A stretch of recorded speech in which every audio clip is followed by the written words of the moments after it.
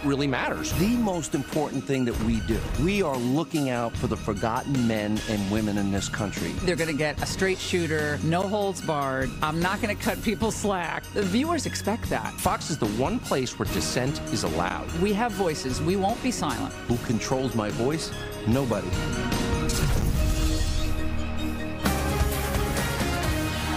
Arizona police releasing footage taken just moments before a self-driving Uber struck and killed a 49-year-old woman. Senior correspondent Adam Housley has this story from Los Angeles for us this morning. Adam? Yes, Sandra, the crash happened Sunday night down in Tempe at around 10 o'clock at night. The video is shown from two different angles, both from inside the car, one showing out through the front windshield, the other one pointed back towards the monitor, the person who's the driver but not controlling the car. We stopped the video short. They do as well. We stop it a little short of that because of the graphic nature, but it clearly shows the woman stepping outside of anywhere near a crosswalk, and also the pitch black nature of it was out there. Take a look at the first video. Again, this out through the front windshield. You can see that all of a sudden, out of nowhere, appears the woman walking across the street. 49-year-old woman was struck and killed. Unfortunately, the first believed vehicular death from an Uber autonomous car so far in the country. The second video now shows the inside, and it shows the monitor sitting there in the driver's seat. The monitor can take over a car, but all of a sudden you'll notice the monitor looking down and then quickly looks up in shock as the woman appears in front of the windshield, and as the car, of course, would then strike and kill the woman. Now, at this point, they don't believe the driver has done anything wrong. In fact, the Tempe Police Department has said they believe this was, unfortunately, the pedestrian's fault. That's at least their preliminary review of this. Of course, it goes through a full investigation as well, Sandra. They don't know what the monitor was doing, but they do actually enter things into computer as all this goes on. So that's part of the investigation, Sandra. It is a tough story. Adam Housley, thank you. It's going to happen, you think, sometime. The question, I guess, is when does it come? Full disclosure, we were having this conversation off camera. As we both were made aware of the story, you have to ask yourself, how close are we to seeing these driverless cars? A lot of these companies, they've done millions of miles on the road already testing this technology, and clearly it's high interest in them as well. In a moment here, Congress is on the clock. We know that, passing a massive $1.3 trillion spending deal. A big group of House conservatives say they are against it. So what's in it and what's not, and can they get this done? Are you a veteran and need money for your family? New Day USA can help. We earned a lot of VA benefits with our service, but the VA home loan benefit is a big one. If you want to use it to get cash, call New Day USA. VA loans are all they do. And don't let less than perfect credit hold you back. Even if you've been turned down for a VA loan by your bank, call New Day. They've been given automatic authority by the VA. They can often help veterans when other lenders won't. By refinancing up to 100% of your home's value, you could take out an average of $54,000 cash. You could use that money to pay credit card debt and other expenses, plan for retirement, and get back on your feet financially. Need money for your family? Call New Day USA and use the VA home loan benefit you've earned and deserve. Call 1-844-383-1546. Cologuard, colon cancer screening for people 50 and older at average risk. I'm here for an important reason. Colon cancer screening. There's a bunch of places where screening wouldn't be easy. Like here. Or here. Nope. But here's a place you can screen for colon cancer anytime with Cologuard, in private, without any special prep. There really is no place like home. Cologuard is not right for everyone, so ask your doctor if it's right for you. We took legendary and made it liberating. We took safe and made it daring. We took intelligent and made it utterly irresistible. We took the most advanced E-Class ever and made the most exciting E-Class ever. The 2018 E-Class Coupe and Sedan. Lease the E300 sedan for $569 a month at your local Mercedes-Benz dealer. Mercedes-Benz, the best or nothing. Meeting people is my life. I had to be careful how wide I would open my mouth because I was embarrassed to show my teeth. It was time to do something for myself that was going to be permanent. The Clear Choice one-day approach is making dental implants a reality for people all over the country who suffer from missing or failing teeth. I felt like I was the most important person on earth to them. Bill came in, bad teeth, discomfort, pain. We needed to get him into a smile that he felt confident in. We have expertise that he might not find anywhere else, all in one location. The next day, I had a new smile. Couldn't wait to show some folks. It's amazing what a smile can do for a person. Discover why this is so much more than another dental procedure. It's a true life changer. With over 30,000 new smiles and counting, we're lifting spirits and confidence all over America. Schedule your free consultation today. We'll even talk about financing options. I'm eating corn on the cob. I had the best smile I'd ever had in my life. Call Clear Choice today. Congress rushing to pass a massive $1.3 trillion spending plan before funding runs out tomorrow night. But many lawmakers not happy with what is in it and some of what's been left out of it, not to mention the sheer length of the bill, a whopping 2,232 pages. It took me a while just to say that number. Welcome to a brand new hour of America's Newsroom. I'm Sandra Smith. I was up all night going through it, as I know you were too. Good for you. Kidding. I'm Bill Hemmer. Good morning, everybody. A group of House conservatives, they've got serious concerns over this. Meanwhile, Democrats, they're upset over what's not in the bill, and that's a DACA fix to protect so-called dreamers. There is a boost, however, in funding for border security. Last hour, House Majority Whip Steve Scalise touting that provision with us. President Trump, in this bill, gets over 100 miles of new border wall funding. That's money that President Trump campaigned on.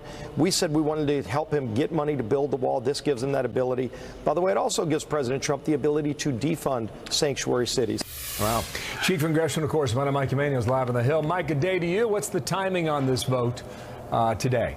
Well, hello, Bill. The House is expected to vote early this afternoon and then presumably would kick it over to the Senate, facing a tomorrow night deadline. What's in it? What's being called the largest investment in national defense in 15 years, $654.6 billion. Securing our homeland, $47.8 billion for homeland security, $1.571 billion for physical barriers and technology on our southern border, and $21 billion for infrastructure projects. Speaker Paul Ryan says lawmakers are delivering, and the contents of the bill should not be a total surprise. We passed this bill. The House passed all these bills back in September, and we passed them with Republican-only votes. This has the exact same funding for the border in this bill that we funded back in September with all Republican votes. So it's kind of interesting. People are sort of saying different things now. But here's the point. The administration asked for 74 miles of border funding, border wall funding. We did about 100 in this bill. Ryan made his case to the president directly in the Oval Office, and President Trump has signed off on this deal. Bill? Well, what about the pushback, Mike? It's significant. You don't know if it can stop it or not. What do you think?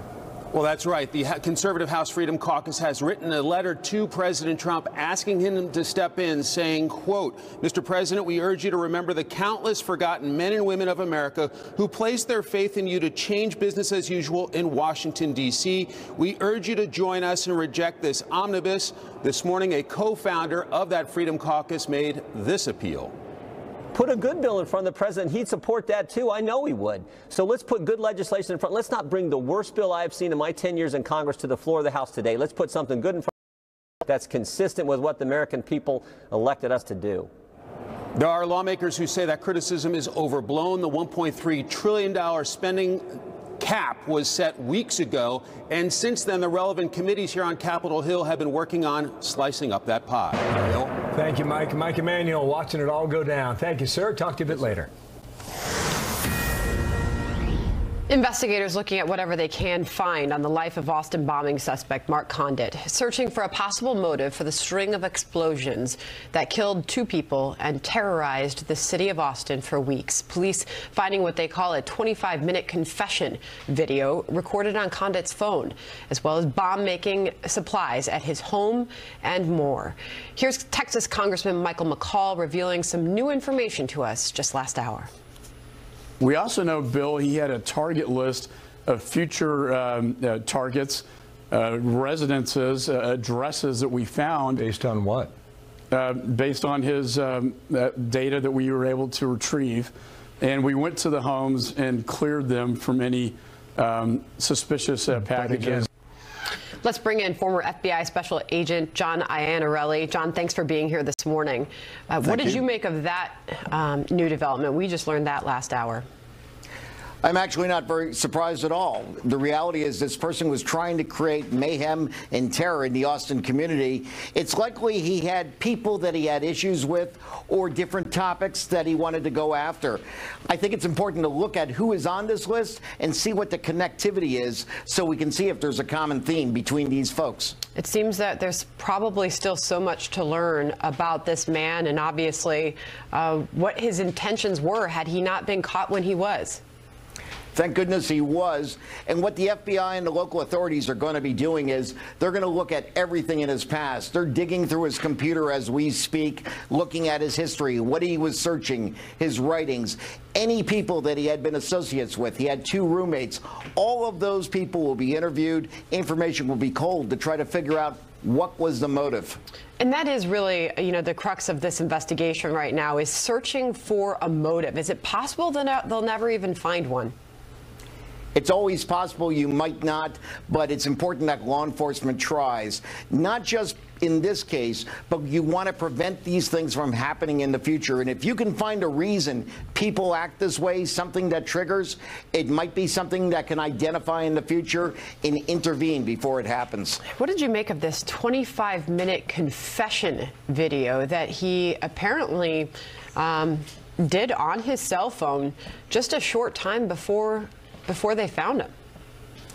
It's obvious this young man wanted to leave some sort of message. The bombs itself were messages for him to send to the community or whoever he was targeting, but he wanted to have more to say. I wish he had said more specifically what his reasoning for it was. Hopefully that will come.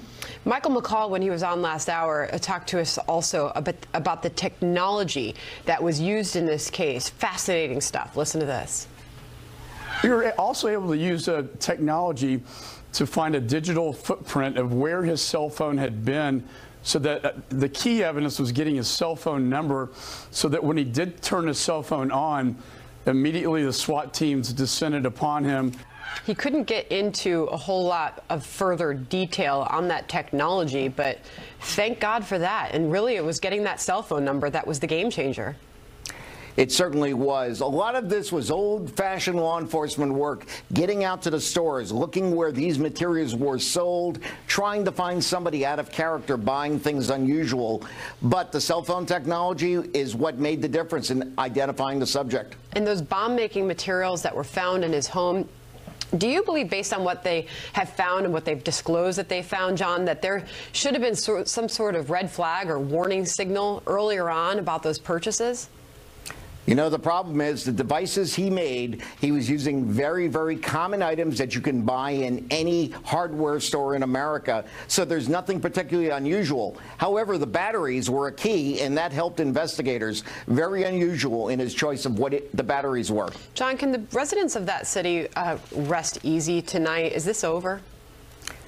I think this particular incident is over. The police have fairly well assured the community that there are no more packages out there. I think they've accounted for all the materials purchased. Of course, the issue is we know we'll be talking about something like this in the future with the next one. Wow. John Iannarelli, thank you for joining us and lending your expertise to a situation we continue to learn more about and get more details on. Thank you. Thank you. About 8 past the hour now. We may get more information. We expect it on the Russia matter today. The House Intel Committee about to release some unclassified information from its report. Catherine Herridge live from D.C. on that. Catherine, are they meeting today on this? Well, they are, Bill, and good morning. We are expecting the House Intelligence Committee to vote later today on the final Russia report. We expect that vote along party lines with a 150-page document sent to the intelligence agencies for review and declassification. We are live outside the House Intelligence Committee's secure facility, standing by for developments and reactions on the vote.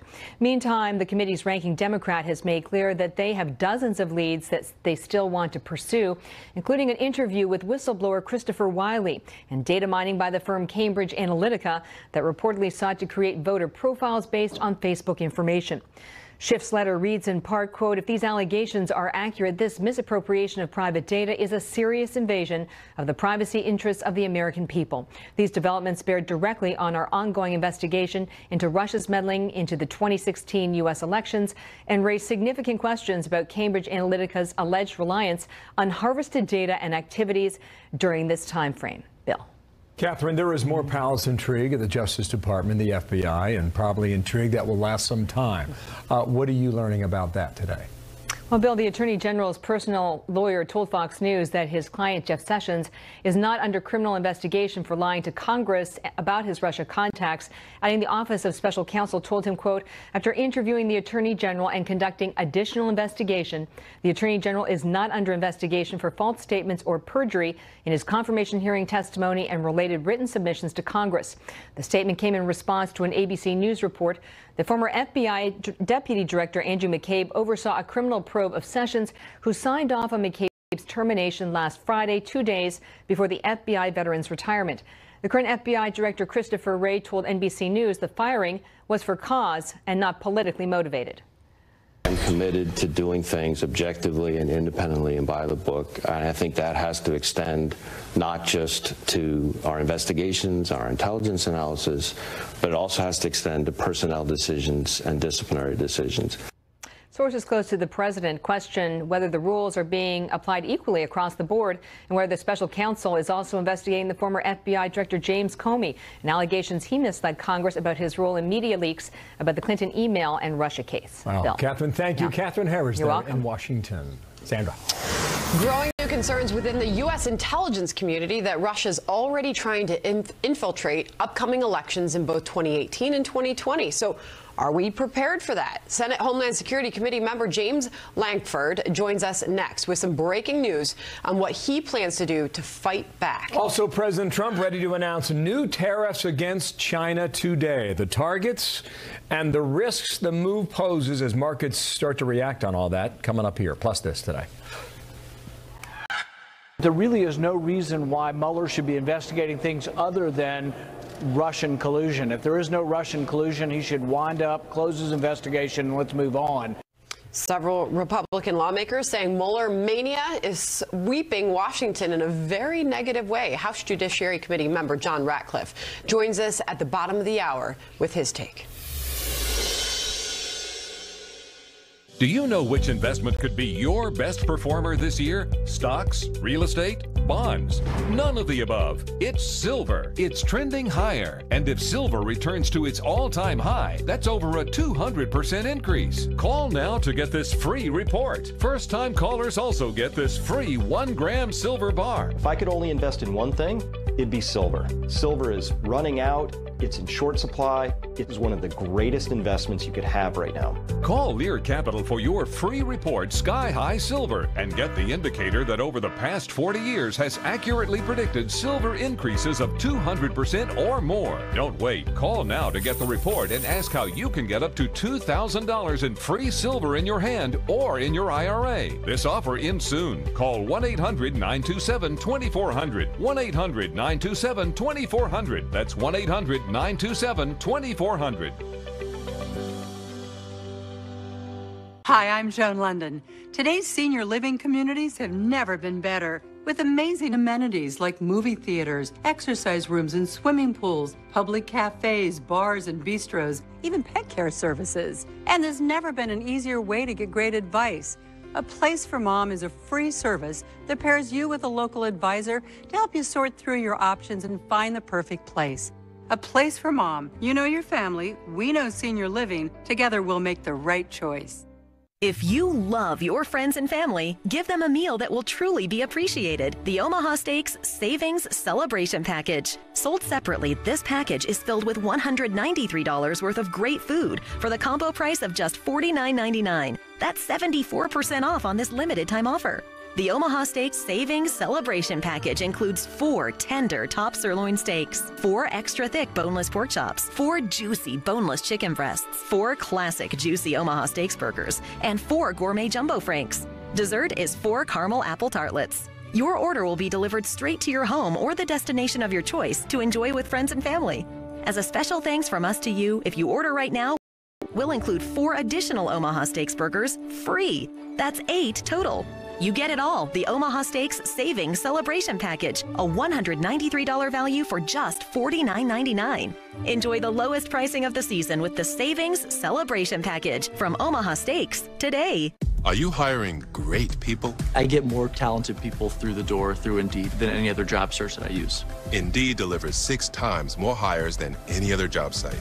Post a job in minutes, and Indeed will help you zero in on just the right candidates. Plus, there are no upfront costs or long-term contracts. Nothing has ever been this easy, this simple, and this effective. Right now, start your first job posting with free premium placement. Search for greatness. Indeed, the world's #1 job site. Guys, I really love what you've done with the place. Thanks. Yeah, still needs a little bit of work. You guys don't happen to know a good handyman, do you? We might know someone. Outstanding. Could you possibly get a background check on them? Just to be safe. Also, get a bunch of quotes, check all the reviews, and match us with the best pros for the job. And book an appointment for, say, next Tuesday at 9? 10's better, babe. Perfect. Who wants a burger? You can't expect your neighbors to do everything HomeAdvisor can. So to find and instantly book a background checked home pro for free, just ask HomeAdvisor. About 2 hours from now, President Trump will sign a memo slapping new tariffs on imports out of China. That move aimed to prevent theft. They will target China's technology sector and restrict Chinese investments here in the U.S. And China has threatened to retaliate, although we do not know specifics on that. Stocks trading lower on the anticipated tariffs. We were off 300 at the open here, so 45 minutes later, we're down 173. So down triple digits at the moment. We'll see what happens here. These tariffs, they have intended consequences and unintended consequences, and those we cannot. But fair to note that less than an hour in, well off the lows of the session. We'll keep watching it. Down 174.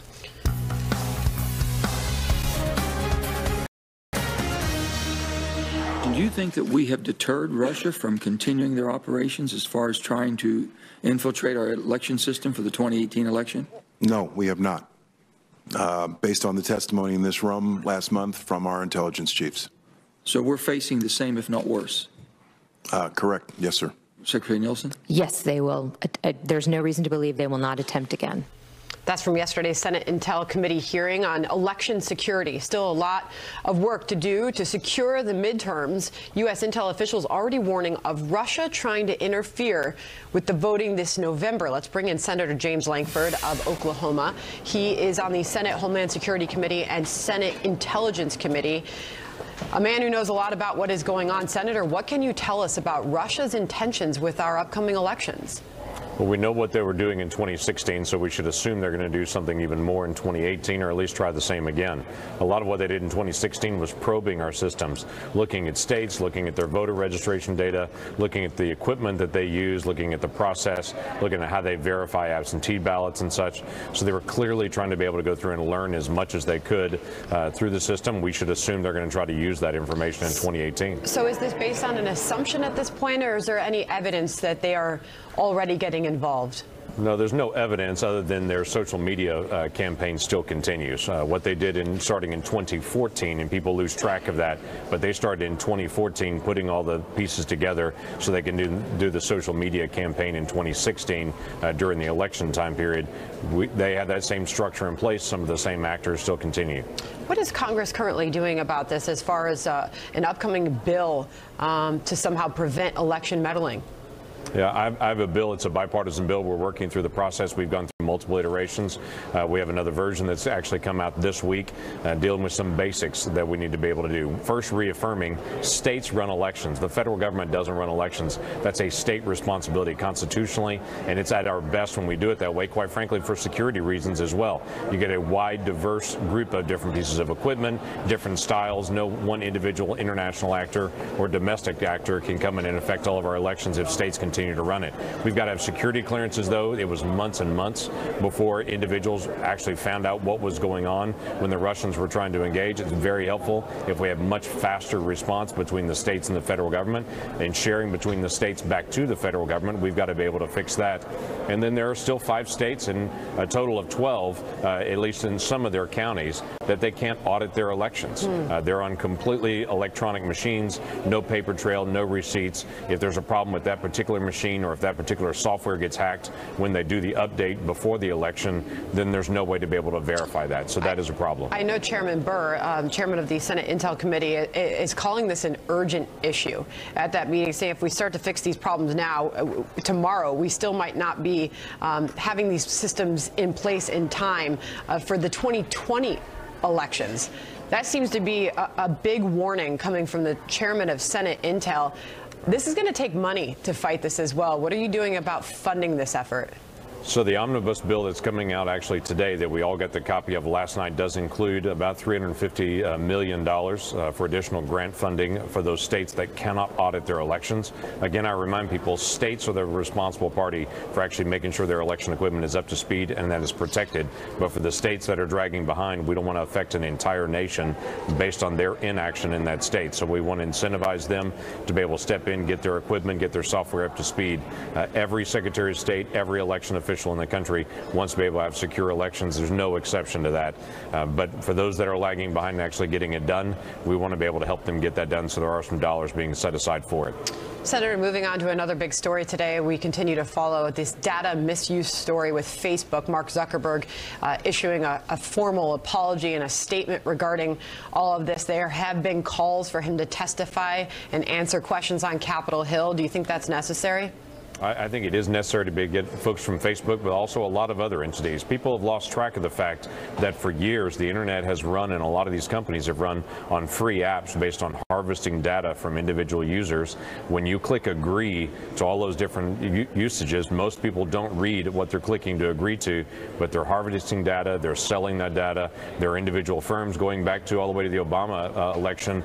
They were very proud in 2008 of the data that they had harvested from all these different app users all over the country and put it together for an election. So this is not new, and I know President Trump's being attacked by the left on this particular issue as if it's something different. This has been around for a very long time, and these different social media companies need to explain how they're protecting people's data. Interesting stuff. I've got to leave it there, but Senator Zuckerberg also left the door open to potentially more regulations or regulations in general for these social media companies. Do you think that's necessary? I think only the data needs to be protected. It's a free speech group. The federal government needs to stay out of the free speech business and allow that to be able to be out there. But when people's data is used and abused and sold, that is a different issue.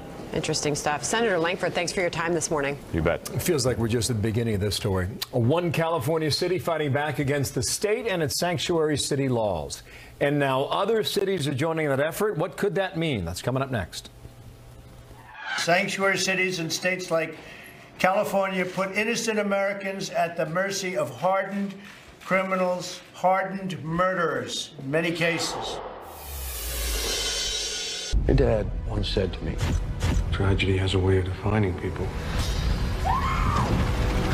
What the hell happened, Teddy? They're treating this like a crime scene. We tell the truth, or at least our version of it. Senator, when can we expect some answers? We're in this deeper than I thought. These theatrics are not going to hold up in a court of law. What have I done? Chappaquiddick, rated PG-13, April 6th. Are you a veteran, own a home, and need cash? You need to know about the New Day 100 Home Loan for Veterans.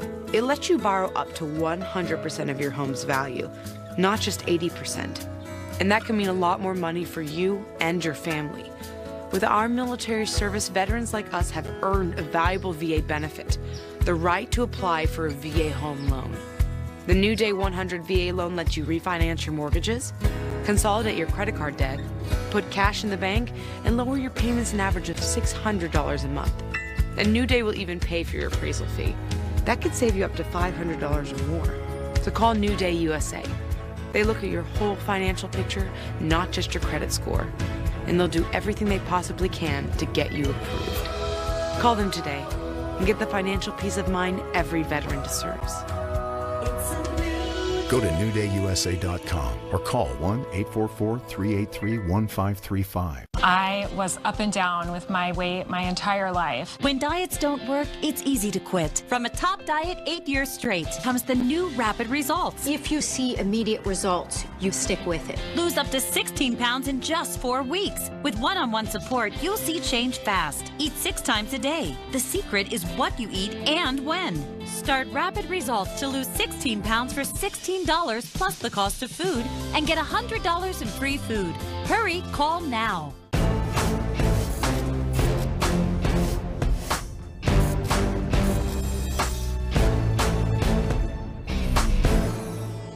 Did you know that a dirty CPAP system can make you sick? If you knew what could be growing in your mask and hose, it would keep you up at night.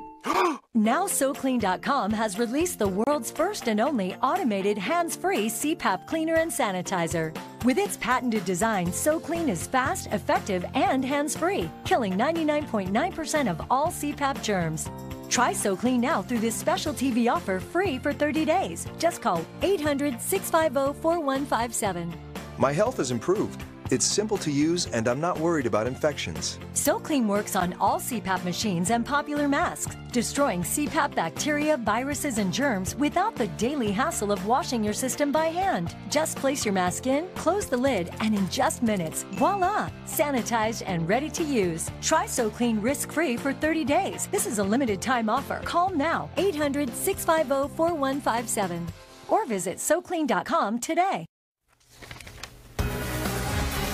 California has been defiant in its stance as a sanctuary state, passing new laws late last year, but one city defying that state law, Los Alamitos, in a tense city council meeting, voting in favor of a resolution to exempt them from California's sanctuary state laws. And now other cities are looking to follow suit. Katie Pavlich, editor of townhall.com and a Fox News contributor, fresh back from a trip overseas. How you doing, Katie? Good morning. Good morning to you, and welcome back here. Thank you. So Los Alamitos, I believe population 11,000, is taking a stand. What do you make of that? Let's start there.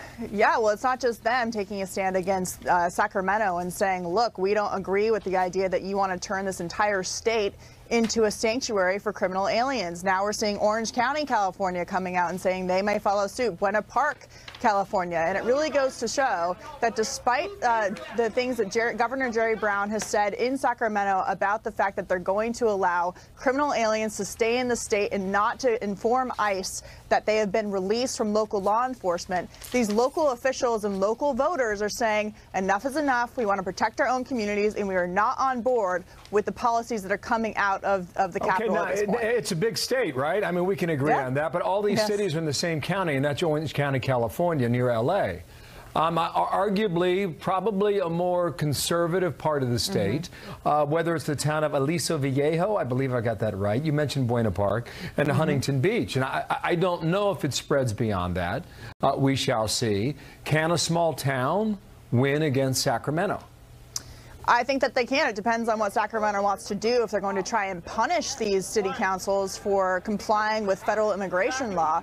But it really comes down to these local communities saying, look, we don't want criminal aliens that ICE is trying to get out coming back into our communities. We've seen in Oakland, as the mayor warned before that ICE raid, that a number of those criminal aliens went out and recommitted violent crimes after that raid was conducted, and they happened not to be there. And so they're looking at this as a way to insulate themselves from the liberal leftist policies coming out of Sacramento. And going forward, the question is going to be how many of these cities, as you mentioned, more conservative cities, get on board. And I think as you see the result of the sanctuary state law play out, as you see more of these criminal aliens committing crimes, you will see local officials getting phone calls from their voters and saying, we want out, we want to be working with the federal government to get these people out of our communities. It's almost a small federalist system there right, that you see developing here. Last point on this. If you're running one of these towns, and you've got a law that says you don't need to report to the feds, and you've got a dangerous criminal in your town, and they commit another crime, the liability comes back to you. And that must be a consideration. Well, and Bill, it's not that they just maybe can't say that these criminals are in their town. It's against California law now to do so. So these city councils are trying to opt out of that. But you're absolutely right. The responsibility lies at the local level, which is why I think people are getting involved in saying we can stand up to this, and we do not want our policies and our community safety to be dictated from politicians in a city far away who don't have the best interests of citizens of California in mind when they decide to make the entire state a sanctuary city, so to speak, for these criminal aliens. So let's see if it spreads. Thank you, Katie. Good to have you back. Yep. Katie Pavlich there in D.C. You bet. Thanks. We are learning more about the suspect in the deadly string of bombings in Texas, the new details that are emerging from his video confession. Plus this. This was a major breach of trust, and I'm really sorry that this happened. We need to make sure that there aren't any other Cambridge Analytica is out there. Mark Zuckerberg breaking his silence on this massive data breach that affected some 50 million people. Will he testify before Congress? That lingers out there today. And critics accusing Washington of being swept up in Mueller mania and say the hyperbole has gone too far. Texas Congressman John Ratcliffe sits on the Judiciary Committee and joins us next. But first, here's Senator Rand Paul. Congress always tries to sort of get in the middle of stuff, but most of the time I think it's unseemly. It becomes like a kangaroo court. Even all this stuff over the Russia investigation, it's all kangaroo court as far as I'm concerned. There is a real investigation, which is Mueller and a criminal investigation. People would stare. Psoriasis does that. It was tough getting out there on stage. I wanted to be clear. I wanted it to last. So I kept on fighting. I found something that worked and keeps on working. Now, they see me. See me. See if Cosentyx could make a difference for you. Cosentyx is proven to help people with moderate to severe plaque psoriasis find clear skin that can last. Don't use if you're allergic to Cosentyx. Before starting Cosentyx, you should be checked for tuberculosis. An increased risk of infections and lowered ability to fight them may occur. Tell your doctor if you have an infection or symptoms, or if you've received a vaccine or plan to. If you have inflammatory bowel disease, tell your doctor if symptoms develop or worsen. Serious allergic reactions may occur. Never give up. See me. See me. Clear skin can last. Don't hold back. Ask your dermatologist if Cosentyx can help you find clear skin that lasts. If you've been turned down for a mortgage because of credit or tax return issues, Cash Call Mortgage now has credit and income-solving mortgages with no closing costs. Just call 855-890-CASH and we'll work with you to find a solution to your mortgage issues. How does Pods help remove the stress from storage? We deliver a container. You fill it up with things you're keeping for later and forever. Whenever you're ready, just call us. We'll drive your locked container to one of our secure storage centers. Pods. TrueCar is great for finding new cars. You're smart, you already knew that. But it's also great for finding the perfect used car. You'll see what a fair price is, and you can connect with a TrueCar certified dealer. Now you're even smarter. This is TrueCar. When my doctor put me on a cholesterol-lowering statin drug, I knew I should take CoQ10 with it.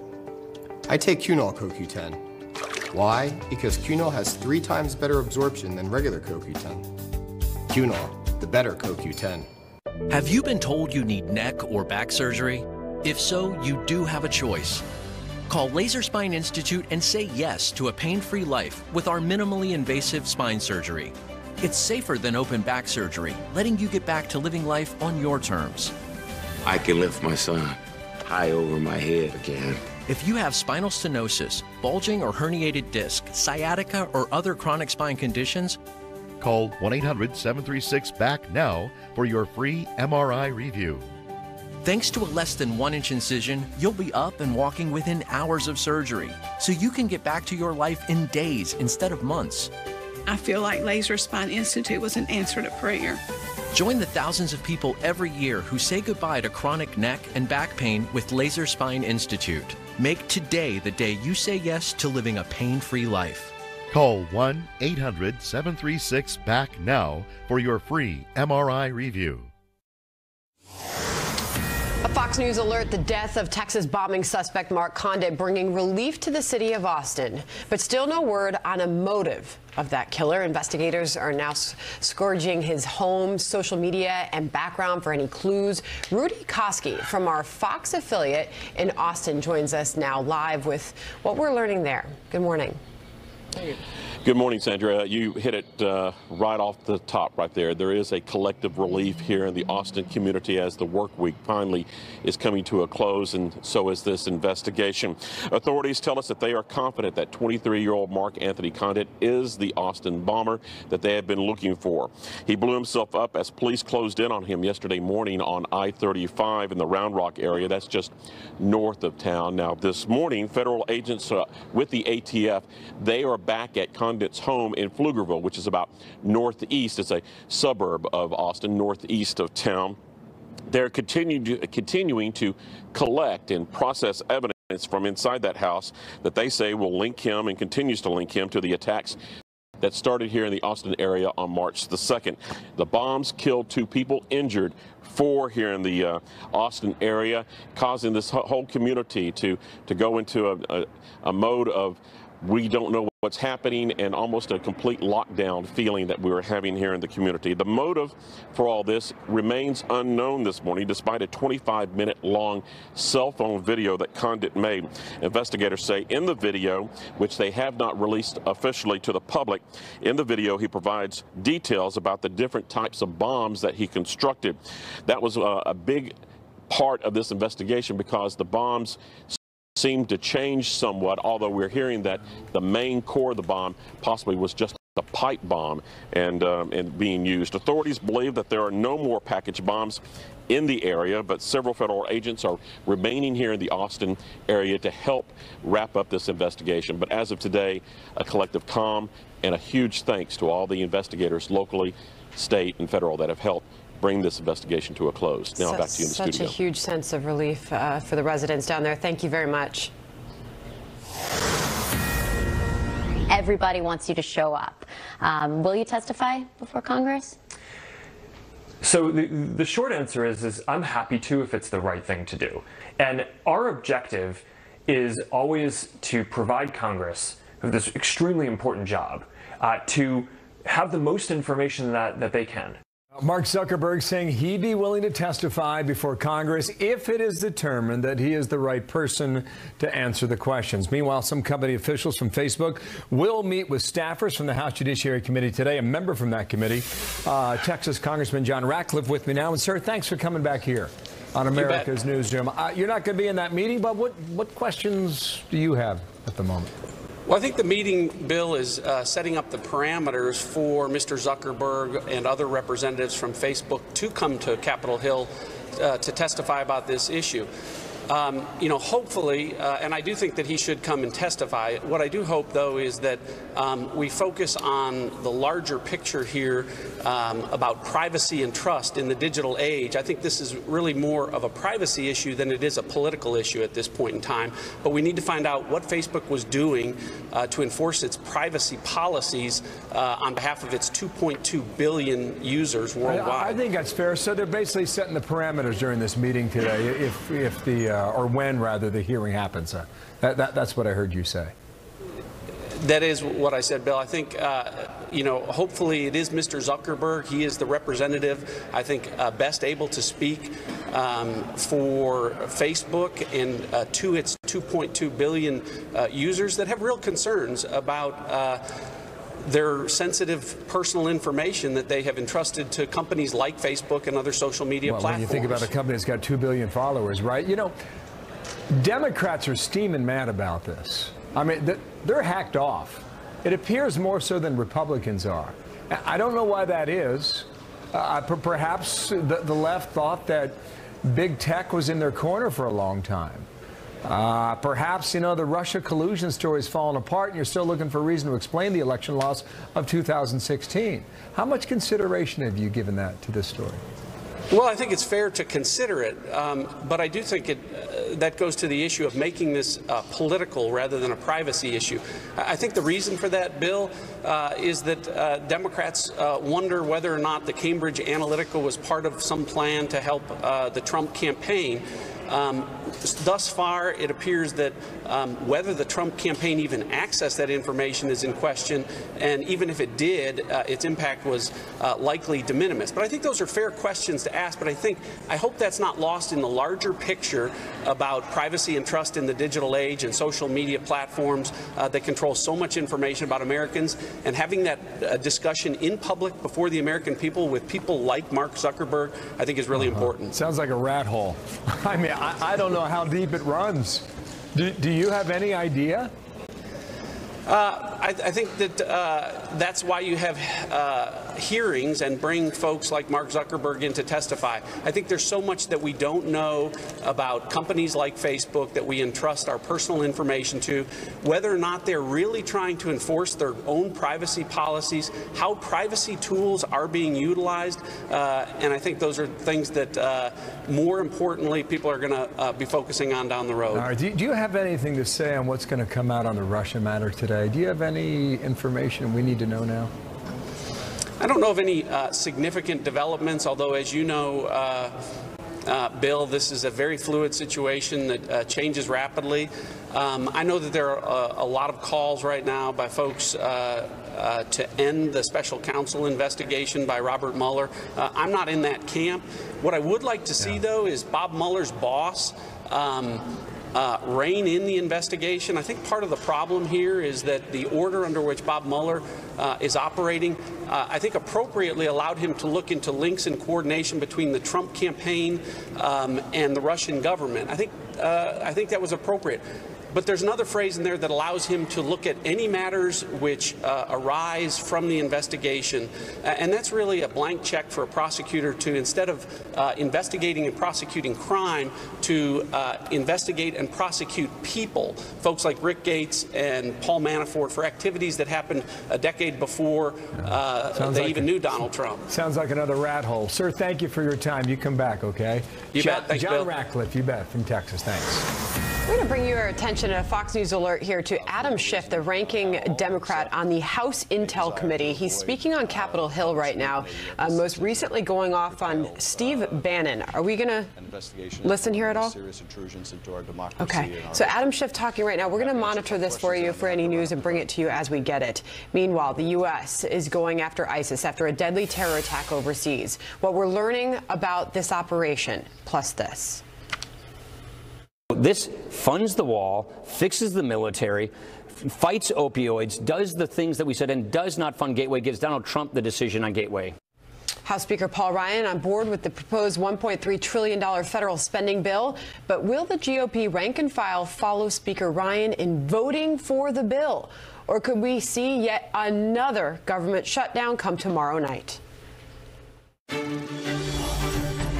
When someone watches the news, they want someone they can trust. Our job is to cut through the talking points. We're going to ask the tough questions because there's a lot of conventional wisdom out there that needs to be challenged. What I'm doing is making sure that whatever is developed through the day, people are fully informed from coast to coast. We're 24/7 news, but we're really down to the minute. We're going to be fearless. We're going to be fair. Whether it's 4 a.m. or midnight, we're there.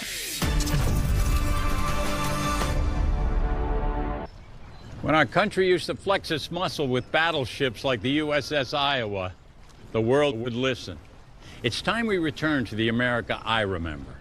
Hi, I'm William Devane.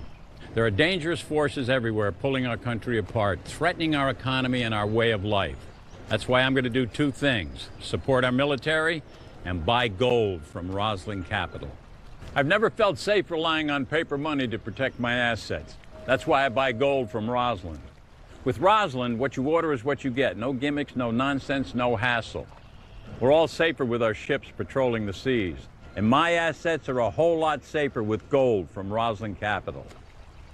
So ask yourself, are you safe? Call now to get your free gold, silver, and IRA kits. Call 800-630-8900. 800-630-8900. 800-630-8900. This is where you're wide awake, but it feels like a dream, where you can roam endlessly, walk on water, or under it, where life expresses itself as an endless flow of energy, where there's only one question: are you ready? Atlantis, Bahamas at heart. Book by March 31st for the best summer rates at 1-800-ATLANTIS or AtlantisBahamas.com. When I received the diagnosis, I knew at that exact moment, whatever it takes, wherever I have to go, I'm beating this. My main focus was to find a team of doctors that work together. When a patient comes to CTCA, they're meeting a team of physicians that specialize in the management of cancer. Breast cancer treatment is continuing to evolve, and I would say that CTCA is definitely on the cusp of those changes. Patients can be overwhelmed. We really focus on taking the time with each individual patient so that they can choose the treatment appropriate for them. The care that CTCA brings is the kind of care I've always wanted for my patients. Being able to spend time with them, have a whole team to look after them is fantastic. I empower women with choices. And it's not just picking a surgeon, it's picking the care team and feeling secure where you are. Surround yourself with a team of breast cancer experts at Cancer Treatment Centers of America. Visit cancercenter.com/breast. Appointments available now. Hiring was always a huge challenge. Endless hours on job sites with not a lot to show for it. Then I found ZipRecruiter. They figured out hiring.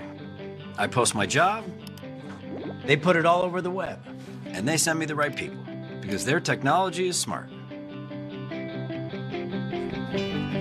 ZipRecruiter often sends me the right person in 24 hours. ZipRecruiter, the smartest way to hire. Try it for free today at ZipRecruiter.com/Fox. Fox News Alert, as we mentioned before the break, Adam Schiff, the ranking Democrat on the House Intel Committee, was speaking moments ago after exiting a committee meeting on Russia. He was speaking tough on Steve Bannon, making news saying that there are motions to hold Bannon in contempt. And of course, that would be big news. Let's listen to what he said just a few moments ago. We had motions to hold Mr. Bannon in contempt, as well as about a dozen motions to require subpoenas for those who had refused to answer questions, either because they had made claims of illusory privilege or simply made no claim but refused to answer our questions nonetheless. We also moved to issue subpoenas for a wide set of documents. We will continue to press the majority to make the votes on those issues public, as well as the discussion and debate that occurred around them. Suffice it to say, though, that the majority was not interested in conducting any further investigation, even when the flaws in what we have done so far have become so apparent over the course of the last week. But our work will go on nonetheless. We will be submitting minority views. We will also be conducting additional interviews and obtaining additional documents. And indeed, that work has never stopped. We're very pleased that witnesses have decided to continue to cooperate with our committee, even if the majority will not be participating. But a rather sad chapter in our committee's long history. With the ending of the majority's participation in the investigation, that ending taking place in secret session for no reason at all, except a desire to avoid the public scrutiny of this decision to curtail an investigation into one of the most serious intrusions into our democracy in our history. I'm happy to answer a couple questions, and I'm going to have to run up to vote. Did the committee vote to release the Republican report or declassify the Republican report today? I will let the majority discuss with you what they decided to do. All I can tell you is that all of the majority motions were rejected. Republicans held out the offer today. You've been listening to Adam Schiff, the ranking Democrat on the House Intel Committee. They have just concluded a meeting talking about the Steve Bannon, the former White House chief strategist, making news. They're saying that we have motions to hold Steve Bannon in contempt, although noting that that would require prior approval. The House Intel today, we know, is voting on that report, expected to be on party lines. According to our reporting, the report then goes on to declassification review. You just heard Schiff calling the Russia probe a sad chapter, finding no common ground with Republicans. Republican findings, he said, are completely political. As far as the document is concerned, Democrats will continue to interview witnesses and gather information, though majority has closed the investigative phase. He also made a little bit of news on Facebook as well, saying he wants an interview with the whistleblower in that. Let's bring in Jessica Tarlov, Democratic strategist, senior director of research with Bustle.com, author of America in the Age of Trump, and a Fox News contributor, and Steve Hilton, host of The Next Revolution. Steve, I want to start with you and your thinking on what you just heard from the Democrat there on the House Intel Committee. Honestly, Sandra, it was just a big sigh from me. I mean, Adam Schiff there talked about a sad chapter. I think most people would conclude this is a really sad book. Aren't people just sick and tired of all this? Adam Schiff, here's the two big points I think we need to think about. First of all, for Adam Schiff, this is all about building his personal political profile. He's planning to run for president, unlikely as that sounds, and he wants to keep his name in the news, and this is all a vehicle for his personal ambition. The second point, the much more serious one, however, is that this personal vendetta that they're pursuing about collusion and the president and his inner circle gets in the way of the really big point, which is that Russia has been interfering in our democracy in incredibly destructive ways and other nefarious activities around the world, and it's really time that we actually stood up to them and put in place the tough sanctions, particularly on energy, that will show Russia that they can't just go around the world behaving in this way. And I think that's the really big point. The longer that they go on with this focus on the narrow point of collusion, we're not going to get to the big point about what Russia's doing to democracies all over the world. Jessica? Well, I think that we can walk and chew gum on this point, and I'm heartened to see that so many Republicans now who were ignoring the election interference factor are now paying attention, starting with former CIA Director Mike Pompeo, current Secretary of State Mike Pompeo, saying that we aren't prepared enough to handle this, and they are already interfering for the 2018 midterms. But I think what Adam Schiff said that was really important here, we said the minority is going to continue to put information out there, and if the majority in the House Intelligence Committee has decided that they're done, they're going to have to do something to combat that. We're going to get into a world where we only have one side pumping information out there, and we all have accepted how partisan this has become. And I think that that's incredibly dangerous. Obviously, we would all prefer if this could be bipartisan, but think about that reality where on a daily, weekly basis, Democrats are saying we're finding this, this, and this, and Republicans are saying, oh, it's all closed up. And I think that that could be really tough for the American public to know what's going on. You said this is not a sad chapter, it's a sad book. Let me just get this in here. So his exact words, the majority was not interested in conducting any further investigation, but our work will go on nonetheless. So the book is not over, Steve.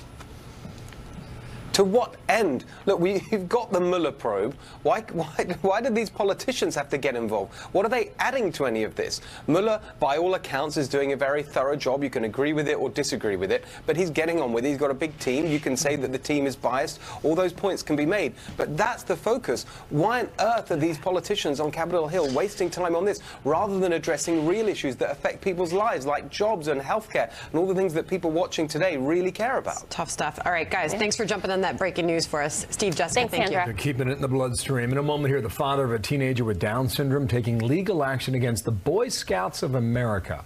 What's behind this lawsuit? Coming up. I used to let my diabetes rule my life. Now, I'm stronger than that, more determined. I'll never let it slow me down again. Now, my day begins. I need something that tastes great, curbs my hunger, and provides longer-lasting energy without spikes. Extend bars are scientifically developed to help control blood sugar for up to 6 to 9 hours, outperforming typical nutrition bars. Take back control with Extend. New Day USA has helped thousands of veterans get the money they need for their family and home. Thank you, Admiral. By helping them use the valuable VA home loan benefit they've earned with their service. Thank you, Admiral. It lets you borrow up to 100% of your home's value. Thank you, Admiral. With today's high home values, that can mean a lot more money to pay debts and get ahead. Thank you, Admiral. It's an honor to help you get the peace of mind that every veteran and their family deserves. Call 1-844-383-1575.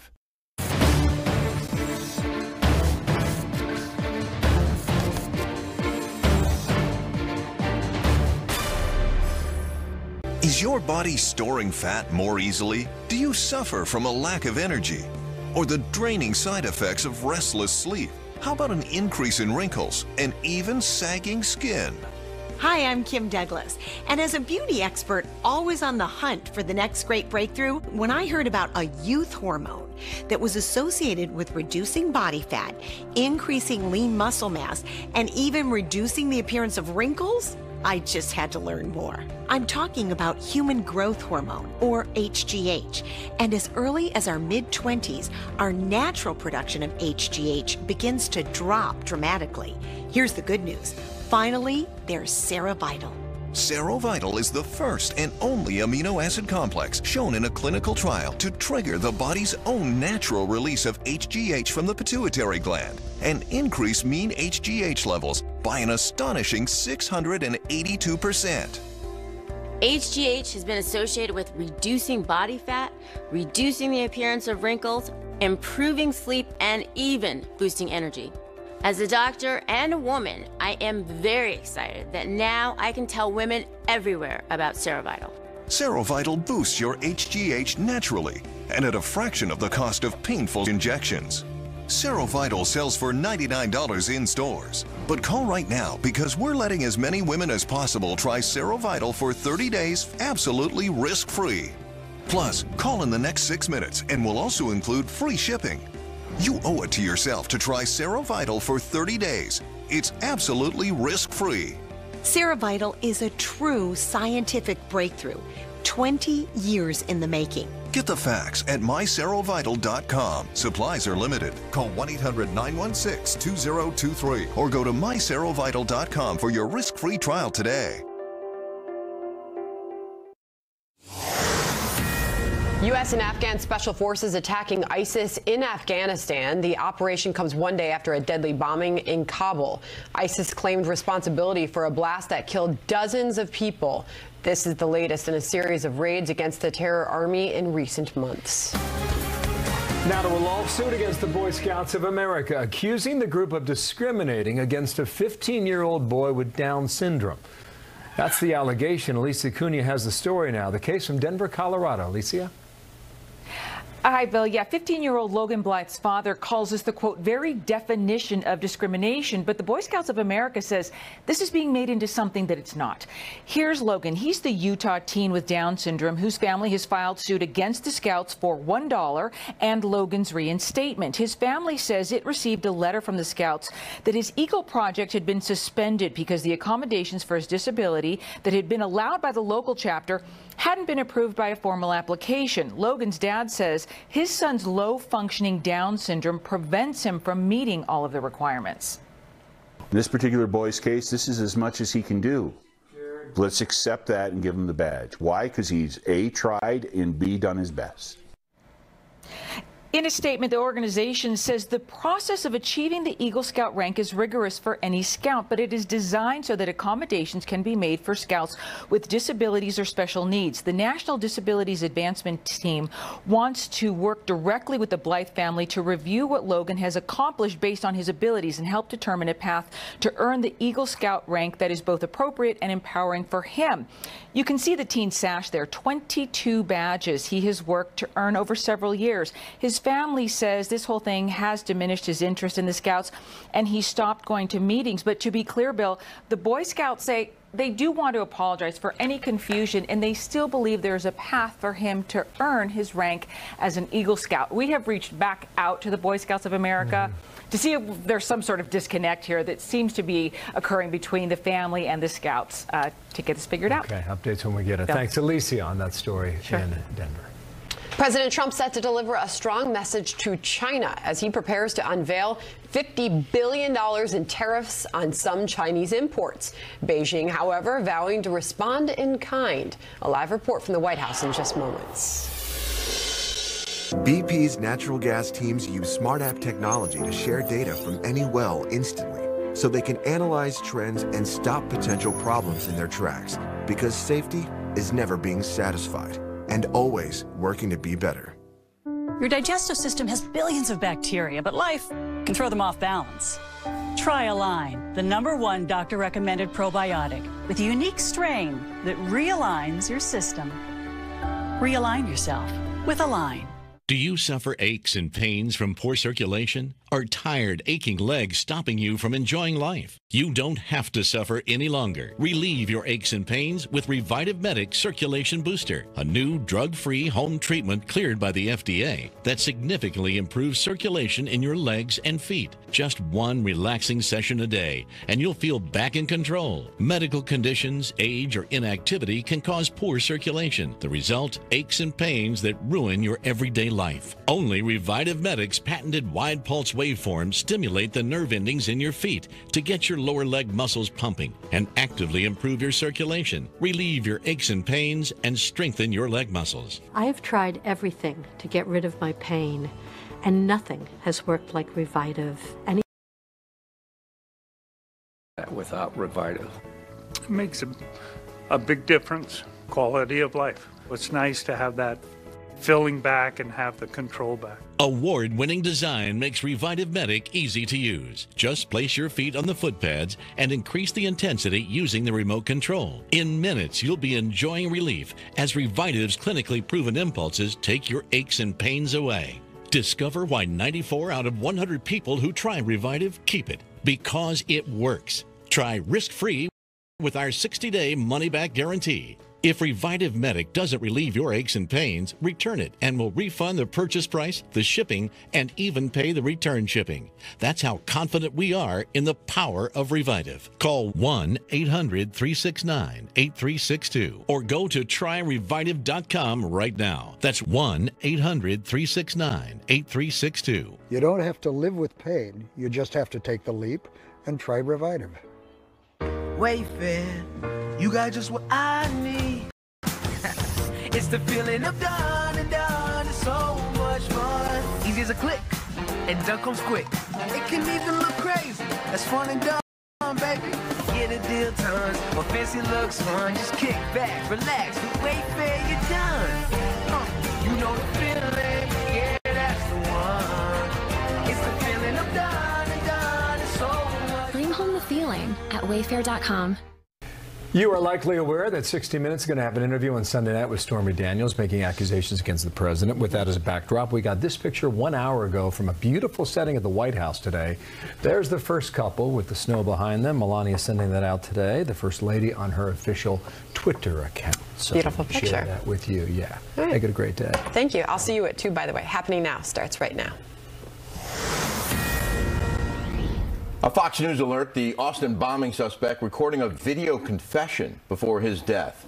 Hello, everybody. Welcome to Happening Now. I'm Rick Leventhal, in for John Scott. And I'm Julie Banderas, and good afternoon to you. The recording happening as police were closing in on the accuser killer, Mark Anthony Condit. He is the suspect who later blew himself up. Police say the footage shows just how troubled he really was, all 25 minutes of it, but it doesn't exactly explain why he did it.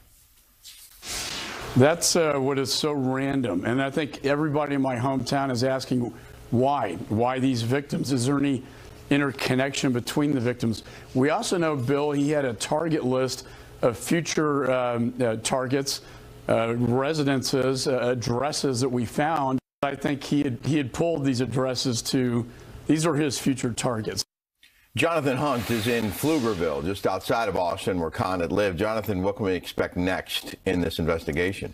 Well, good morning, Rick. The investigation is ongoing. Investigators, of course, probing the methods and the motives of Mark Condit. And this is ground zero for that investigation. That is the house behind me there, the small yellow home where Condit lived with his 2 roommates, and where he apparently prepared some, perhaps all of the bombs he used.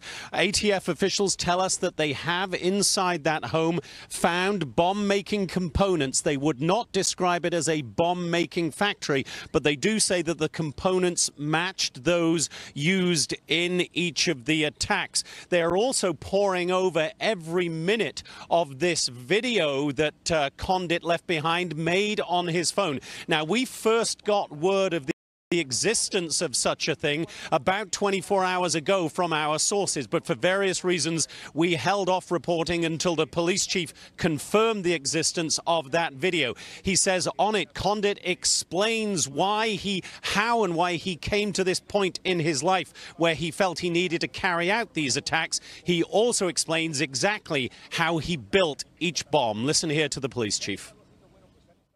On this recording, the suspect describes the 6 bombs that he constructed with a level of specificity that he identified the differences among those 6 bombs.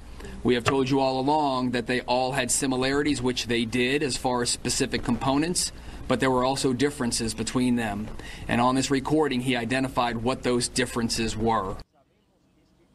Officials also tell us that they are now relatively confident, in fact have a high level of certainty that there are no other bombs out there in the public, as they put it. A huge sigh of relief for the people of Austin who have been terrorized by these 6 attacks in total that first began on March 2nd. The final bomb, of course, set off by Mark Condit as he sat in his old model Nissan Pathfinder outside a hotel just north of downtown Austin as police closed in. His final act, taking his own life with one of his bombs. Rick? Jonathan Hunt in Pflugerville. Jonathan, thanks very much. A Fox News alert as the president gets ready to take action against China, signing a memorandum about an hour from now that will slap trade sanctions on that country for stealing American technology. Chief White House correspondent John Roberts is live on the North Lawn. John? Julie, good morning to you. And the president, less than an hour from now, expected to sign a memorandum that could impose possible tariffs amounting to somewhere between $30 and $50 billion on select Chinese goods. U.S. officials here at the White House say that these are not punitive tariffs. They're describing them as protective tariffs designed to recover damages from what the White House says are China's unfair trade practices, including forced technology transfer for companies looking to gain access to the Chinese market. China is responding to just the threat of tariffs, indicating it may be willing to compromise on the massive U.S.-China trade deficit. The Chinese Premier Li Keqiang earlier today. Listen here. What I hope is that we can act rationally, rather than being led by emotions, in order to avoid a trade war. Our import tariffs, by world standards, are at a medium level. We are willing to adopt an even more open posture and gradually reduce tariffs for some popular consumer products. The president also expected to announce today investment restrictions on China. These are being imposed to prevent China from capturing the technology businesses of the future and stealing American intellectual property. The National Association of Manufacturers urging the president to go ahead cautiously on this in a statement this morning saying, quote, tariffs are one proposed response, but they are likely to create new challenges in the form of significant added costs for manufacturers and American consumers.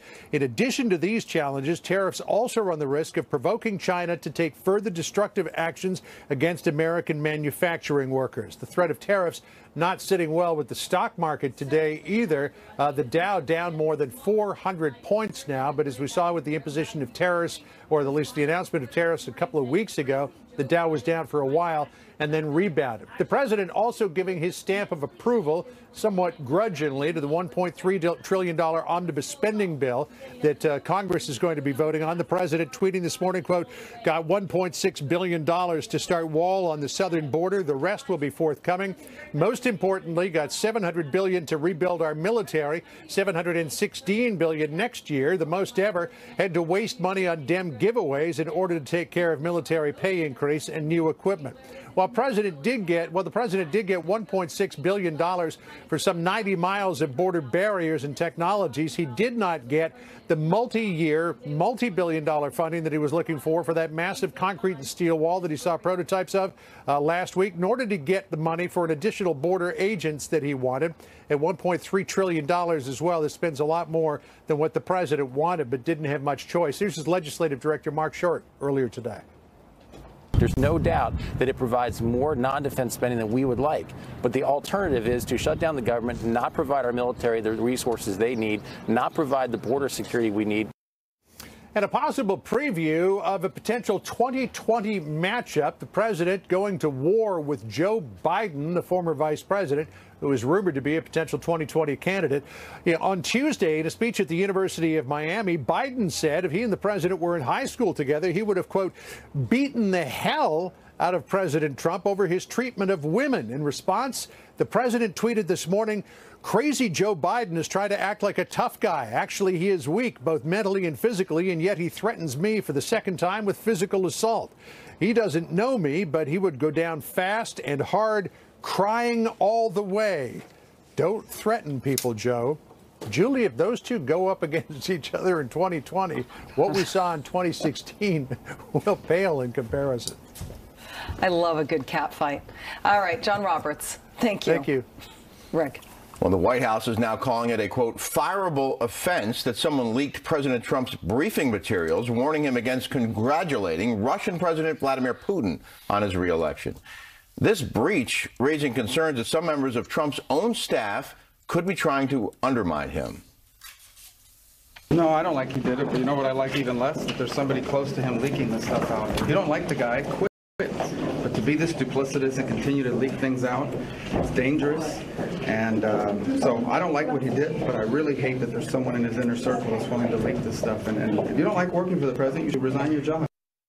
Joining me now, Jill Colvin, White House reporter for the Associated Press. Thanks for being with us, Jill.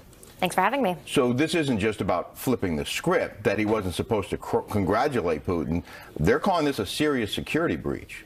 Yeah, absolutely. Look, the first day of fallout on this story was the concern over the fact that the president actually congratulated Putin on this win in an undemocratic election. But the fallout continues now for the fact that this piece of guidance to the president, this written piece of guidance, was leaked. And this is something that has infuriated Chief of Staff Kelly and also really, really angered the president, who feels, look, we have had endless leaks in this White House, especially in the early days. But you saw a pattern before where those leaks were often intended to embarrass somebody. You know, if you were a staffer who was up against another staffer, you would try to leak damaging information about them. You'd try to leak damaging information about a particular policy as part of your fight to kind of make the policy that you wanted actually be implemented and taken up by the president. This is different, and the president really feels like the reason this was leaked was an effort to embarrass him, an effort to undermine him, and is kind of part of this concern that he's had now since he got into office about this, what he calls this deep state of career officials who he feels like are trying to undermine him. And we heard from Senator Rubio. We also heard from a former National Security Council official in the Obama administration who said,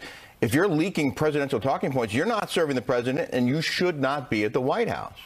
Yeah, look, you know, there's a very few number of people who would have seen this document, who would have been responsible for writing it. Our understanding is that it was done by aides to H.R. McMaster. We know that the president is not happy with McMaster. He has been considering now for a long time replacing him. At this point, we're not sure about the timing. We're not sure about who he's going to replace him with. The president has not made that decision yet. But, I mean, the anger here is palpable. And this just is kind of one more strike against McMaster and his staff right now. There's lots more to discuss on this, Jill Colvin, but we're out of time. Thanks for being with us this morning. Thanks for having me. It is being called Facebook's worst crisis yet after a firm linked to the Trump campaign accessed the data of millions of its users. The impact this could have on the social networking giant. Plus, growing concerns about Russia yet again interfering with our now upcoming midterm elections and what U.S. lawmakers can do to try and stop it. And do they have enough time to fix it? Senator Lindsey Graham will join me next live. But first, here's Senator John Cornyn. We know what they did in 2016, but we don't know what they might do in 2018, which could, in a close election, affect the outcome, and that would be devastating for our country.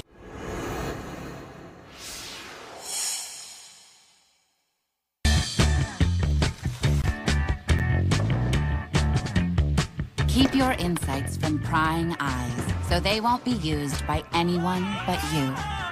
The IBM Cloud, the cloud for smarter business.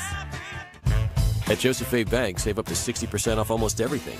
All 1905 and executive sport coats, $149. All dress shirts, 2 for $89.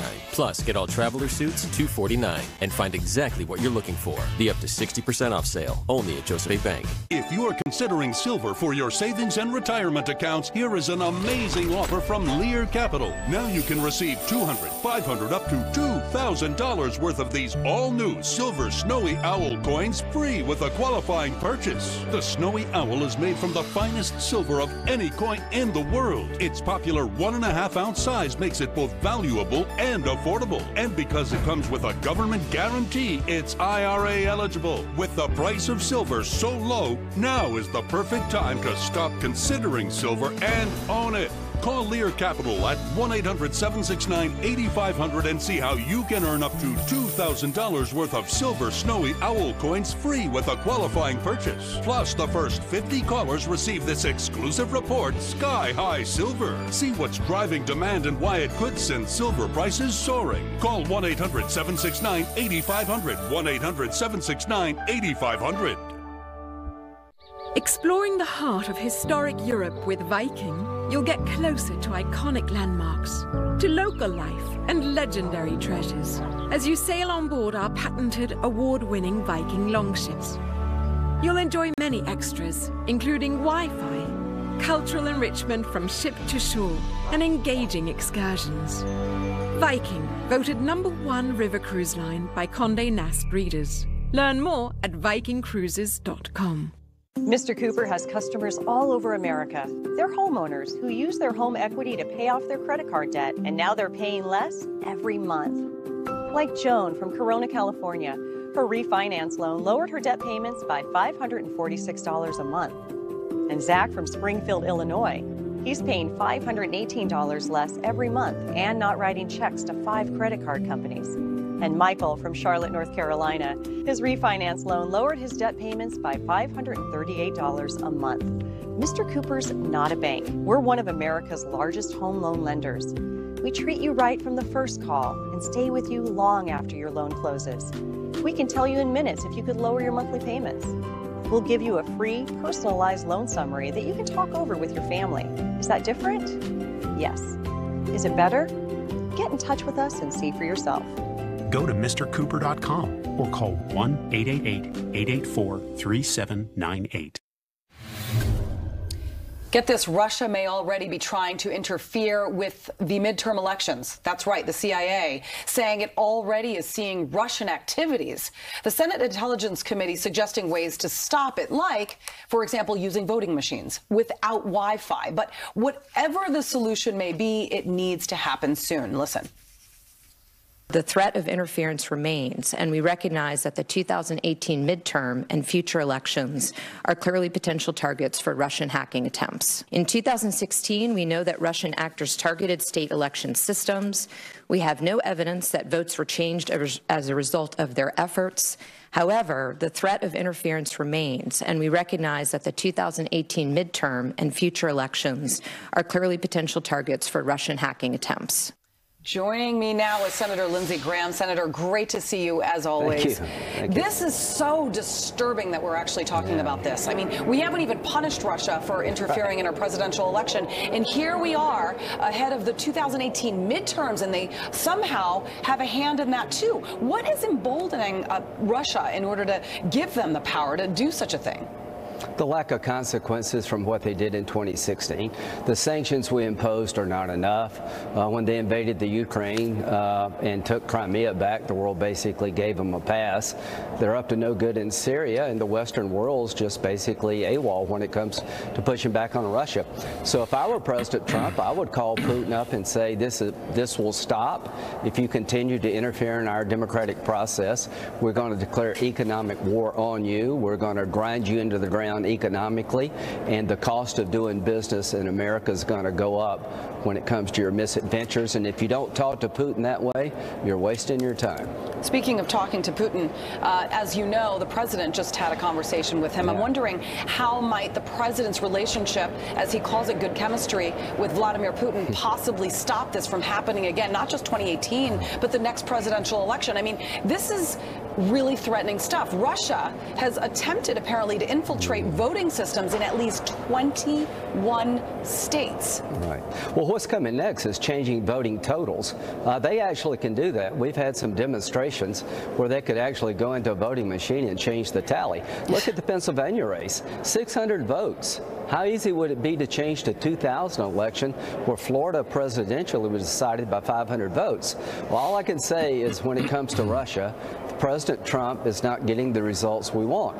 When it comes to North Korea, he's been awesome. North Korea fears Trump. When it comes to Iran, he's defined the Iranian deal as unacceptable, and it is, and I think the Iranians are afraid of Trump. When it comes to Russia, what he's doing is not working, and he needs to be as tough on Putin as he's been on Kim Jong-un. The Senate Intelligence Committee released some disturbing information yesterday, but also proposals to prevent this from happening in 2018. Right. Some of their ideas include implementing stronger channels of communication between federal, state, and local election officials. That seems like an obvious must. But also to increase cybersecurity measures on election systems, recommending using voting machines, not only that don't actually have Wi-Fi, but that actually have some form of a paper trail. And I believe, one of the committee members, Democrat Senator Harris, put it in the best way possible. Russia can't hack a piece of paper. Do we just need to go back in time and maybe go back to the Chad system? They can't certainly mess up the Chad system. Well, here's what I would suggest that we do all we can as soon as we can. I have legislation to form a 9/11 style commission where the leadership of the House and the Senate and the President can appoint people to look at hardening the 2018 election in the private sector. In 60 days, tell us from a private sector point of view what we could do. Right now, there is no federal standards when it comes to voting machines. The states are in charge of elections. That's fine. But I'd like somebody to build a voting machine that can't be hacked, that's cyber savvy. Right now, there is no federal standards or state standards how to protect a voting system from a cyber attack. We need to build a voting machine that can't be hacked into, or go back to paper, one of the two. Take it offline until you can figure it out. Totally. All right, I want to talk to you about a change of topic here, a bill that is very near and dear to your heart, the Taylor Force Act, named, of course, after Taylor Force, an American hero who was brutally murdered during a visit to Israel at the hands of terrorists. Now, if this legislation is passed, it would push back against the Palestinian Authority, which actually pays monetary rewards to martyrs and their families for committing heinous murders. I can't understand why Democrats are slowing a bill down that would actually end American taxpayer dollars going to the Palestinian Authority if they don't stop rewarding terrorists.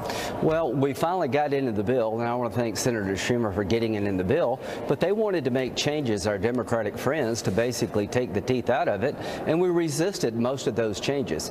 Taylor Force served a tour of duty in Iraq and Afghanistan. He graduated from West Point. He was going to Israel in a graduate program studying at an Israeli university, went out to dinner, got stabbed by a terrorist. They sent the body back to Ramallah because the IDF killed the terrorist, and they welcomed the body back as a martyr. His family, the terrorist family, got a big payment from the Palestinian Authority. If you go to jail in Israel, they pay you while you're in jail. If you die as a terrorist, they give your family a bunch of money, free health care and free education. So we're stopping all financial aid to the Palestinian Authority until they change their laws that incentivize young Palestinians to kill Jews and Americans, and we're no longer going to put up with this. So Taylor Force did not die in vain. His mother and father, Stuart and Robbie Force, were driving force behind this legislation, and this is going to bring about change, I hope. No more money to the Palestinians until they change the way they do business. As it should be. Senator Lindsey Graham, thank you very much as always. Appreciate talking to you. Rick. Forecasters on high alert in California as the state braces for a powerful storm, why they're concerned about more than rain. Plus, Facebook founder Mark Zuckerberg responding to criticism after an outside company is accused of improperly accessing its information for millions of users.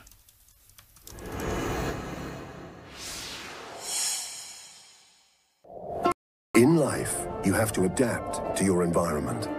That's why Jaguar has developed a unique, instinctive all-wheel drive system.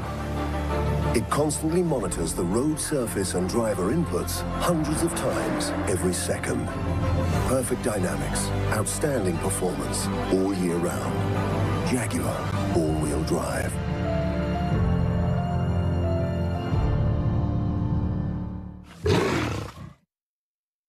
Are you a veteran, own a home, and need cash? You need to know about the New Day 100 Home Loan for Veterans. It lets you borrow up to 100% of your home's value, not just 80%. And that can mean a lot more money for you and your family. With our military service, veterans like us have earned a valuable VA benefit, the right to apply for a VA home loan. The New Day 100 VA loan lets you refinance your mortgages, consolidate your credit card debt, put cash in the bank, and lower your payments an average of $600 a month. And New Day will even pay for your appraisal fee. That could save you up to $500 or more. So call New Day USA. They look at your whole financial picture, not just your credit score. And they'll do everything they possibly can to get you approved. Call them today and get the financial peace of mind every veteran deserves. Go to newdayusa.com or call 1-844-383-1535. I cannot imagine managing my diabetes without my Dexcom. This is the Dexcom G5 Mobile Continuous Glucose Monitoring System. A small wearable sensor measures your glucose every 5 minutes and sends the data to a Dexcom receiver. Dexcom helps lower A1C and improves quality of life. If you're over 65 and you have diabetes, you should have a Dexcom. If you get a Dexcom, you're going to be very glad that you did. Visit Dexcomnow.com to learn more.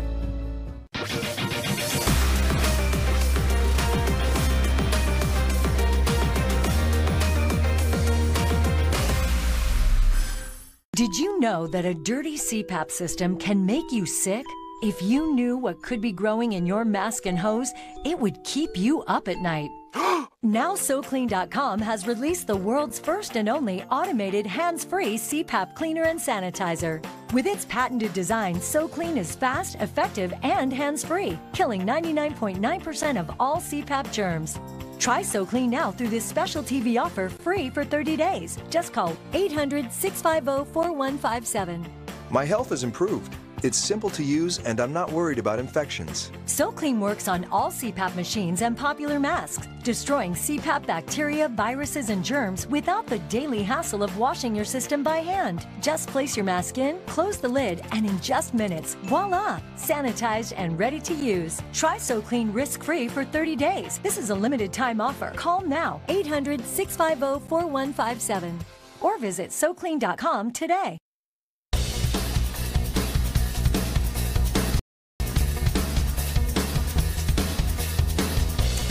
Fallout now from the Facebook scandal involving data mining, with employees of the social media giant meeting today with aides to the House Judiciary Committee, where they'll be asked to explain how Cambridge Analytica, a firm working for the Trump campaign, improperly accessed the information of millions of Facebook users.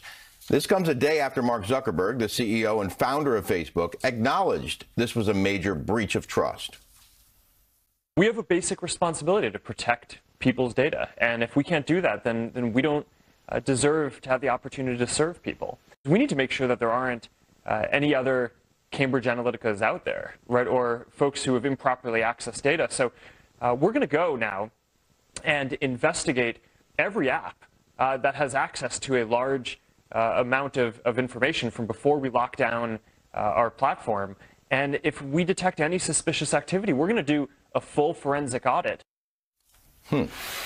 Joining us now, Howard Kurtz, Fox News media analyst, host of Media Buzz, and author of Media Madness, Donald Trump, the Press, and the War Over the Truth. Howie, good to see you. Good morning. These sound like things that they should have done already. Exactly. I mean, look, Mark Zuckerberg has mishandled this from the beginning. He said nothing for 5 days. He was actually pretty weak in that CNN interview. He was vague. He was tentative. And then he hemmed and hawed when asked whether he'd testify before Congress. A memo to Zuck. You're the CEO. You're the face of the company. When Congress asks you to show up, you don't yammer on about, well, maybe I'll send some underling who knows more about than I do. You show up or you face a subpoena. This has been called Facebook's worst crisis yet, and it appears to be basically a betrayal of trust for all those people who use it. It is by far Facebook's worst crisis, and the problem is that Facebook just doesn't seem very good at crisis management. It always seems sort of a day late and a dollar short, to coin a phrase. And part of this, I think, is Mark Zuckerberg's stubborn refusal to admit that Facebook is basically one of the world's most influential media companies, not some neutral platform, and at the same time being unwilling or reluctant to spend the tens of millions or hundreds of millions of dollars it would take to fix some of these problems. And I think that it is opening the door now to government regulation, which in that interview even Zuckerberg acknowledged might be necessary. Yeah, I just saw in our urgent queue that Israel is opening an investigation because privacy laws may have been broken. We also know that the Senate Intelligence Committee ranking member Mark Warner wants Zuckerberg to testify on Capitol Hill. Here's what he said. I think it's important that the Facebook executives testify. Mark Zuckerberg should testify. But I'd also like to see the other social media companies' CEOs testify as well. I think we still don't have all the facts about how their tools were misused by the Russians and others. And frankly, now that this information is out, how potentially other adversaries, whether other foreign states or for that matter, hucksters and fraudsters, could manipulate these social media platforms. There's been so much talk about getting tougher on these social media sites. Howie, is this now the catalyst? I think so. This has really broken through. There's no question Zuckerberg will end up on Capitol Hill. But you look at what's happened, Rick. And so Facebook knew about this Cambridge Analytica mess a couple of weeks ago, said nothing. It pushed back hard against The Guardian when it was breaking the story. It still hasn't notified the more than 50 million users, could be more, whose data was breached. And so all of this, it reminds me of, the Russian infiltration of Facebook in 2016, where, again, first Zuckerberg minimized it, wasn't really a problem, and then he backtracked on that. And by the way, William Shatner has just complained that Facebook promoted some guy's page saying that he was dead. He got it taken down. So you have the 86-year-old Captain Kirk saying, don't let this happen again, Facebook, because I don't plan on dying. There are critics who say that this is part of Facebook's business model, exploiting the value of user data. Well, sure. I mean, Facebook's whole, zillion-dollar value is based on the fact that people like you and me and billions around the world, share a lot of information, knowing that some of it can be used, and then that advertisers use it to target people. And that's fine if you are doing that willingly. But when you get into the fake news and the foreign propaganda and the exploitation of some like Cambridge Analytica, maybe there are other firms that have done the same thing, then it is a betrayal of trust. I think Zuckerberg is starting to recognize that. But the question is he willing to take finally aggressive action to do something about it, or will that trust continue to erode? Of course, there's one way to avoid all of this, Howie. Don't go on Facebook. A lot of people, I think, are starting to have that idea, but it's difficult when, especially professionally, when so many people operate on that social network. Yeah. But, if it starts losing users, that market value is going to drop. I'm guessing you'll talk about this on Sunday. Absolutely. All right. Good to see you, Howie. Same here. A Fox News alert, and Fox News now confirming John Dowd, the president's lead lawyer in the special counsel inquiry, has resigned. Apparently, Dowd, who took over the president's legal team last summer, had actually considered leaving several times in recent months, and then ultimately concluded that the president was increasingly ignoring his advice. In one instance in particular, the president had said that he wanted to sit down with a special counsel. He wanted to sit down with Robert Mueller and show his openness and honesty, and the lawyer did not agree with that. The special counsel's office wanting to sit down with the president. Unfortunately, his lawyer disagreed, and so the two have been sort of butting heads for quite some time. So now we are learning that, in fact, John Dowd has officially resigned, yet no word as to what or who will replace him and President Trump's attorney. So we will, of course, keep an eye on this. The director of the FBI says politics was not the thing that got his former deputy Andrew McCabe fired. We're going to tell you what Christopher Wray is saying about that now. And the House is voting on the spending bill today. House Speaker Paul Ryan is set to address the media any minute now, and we're going to take you there live when it happens.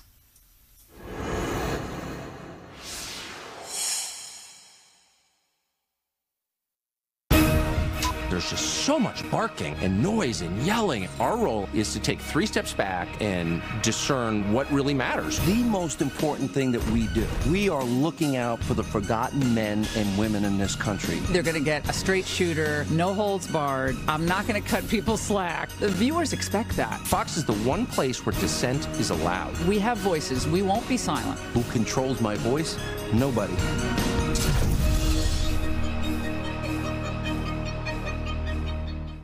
This is where life expresses itself as an endless flow of energy.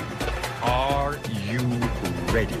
Atlantis, Bahamas at heart. Book by March 31st for the best summer rates at 1-800-Atlantis or AtlantisBahamas.com. I'm Jacqueline. Hi, I'm Heather. My name is Julene. I'm on Match because I'm ready to find my partner. Looking for a real relationship? I'm looking for a serious relationship. With someone who can grow with me. Check out Match right now for free.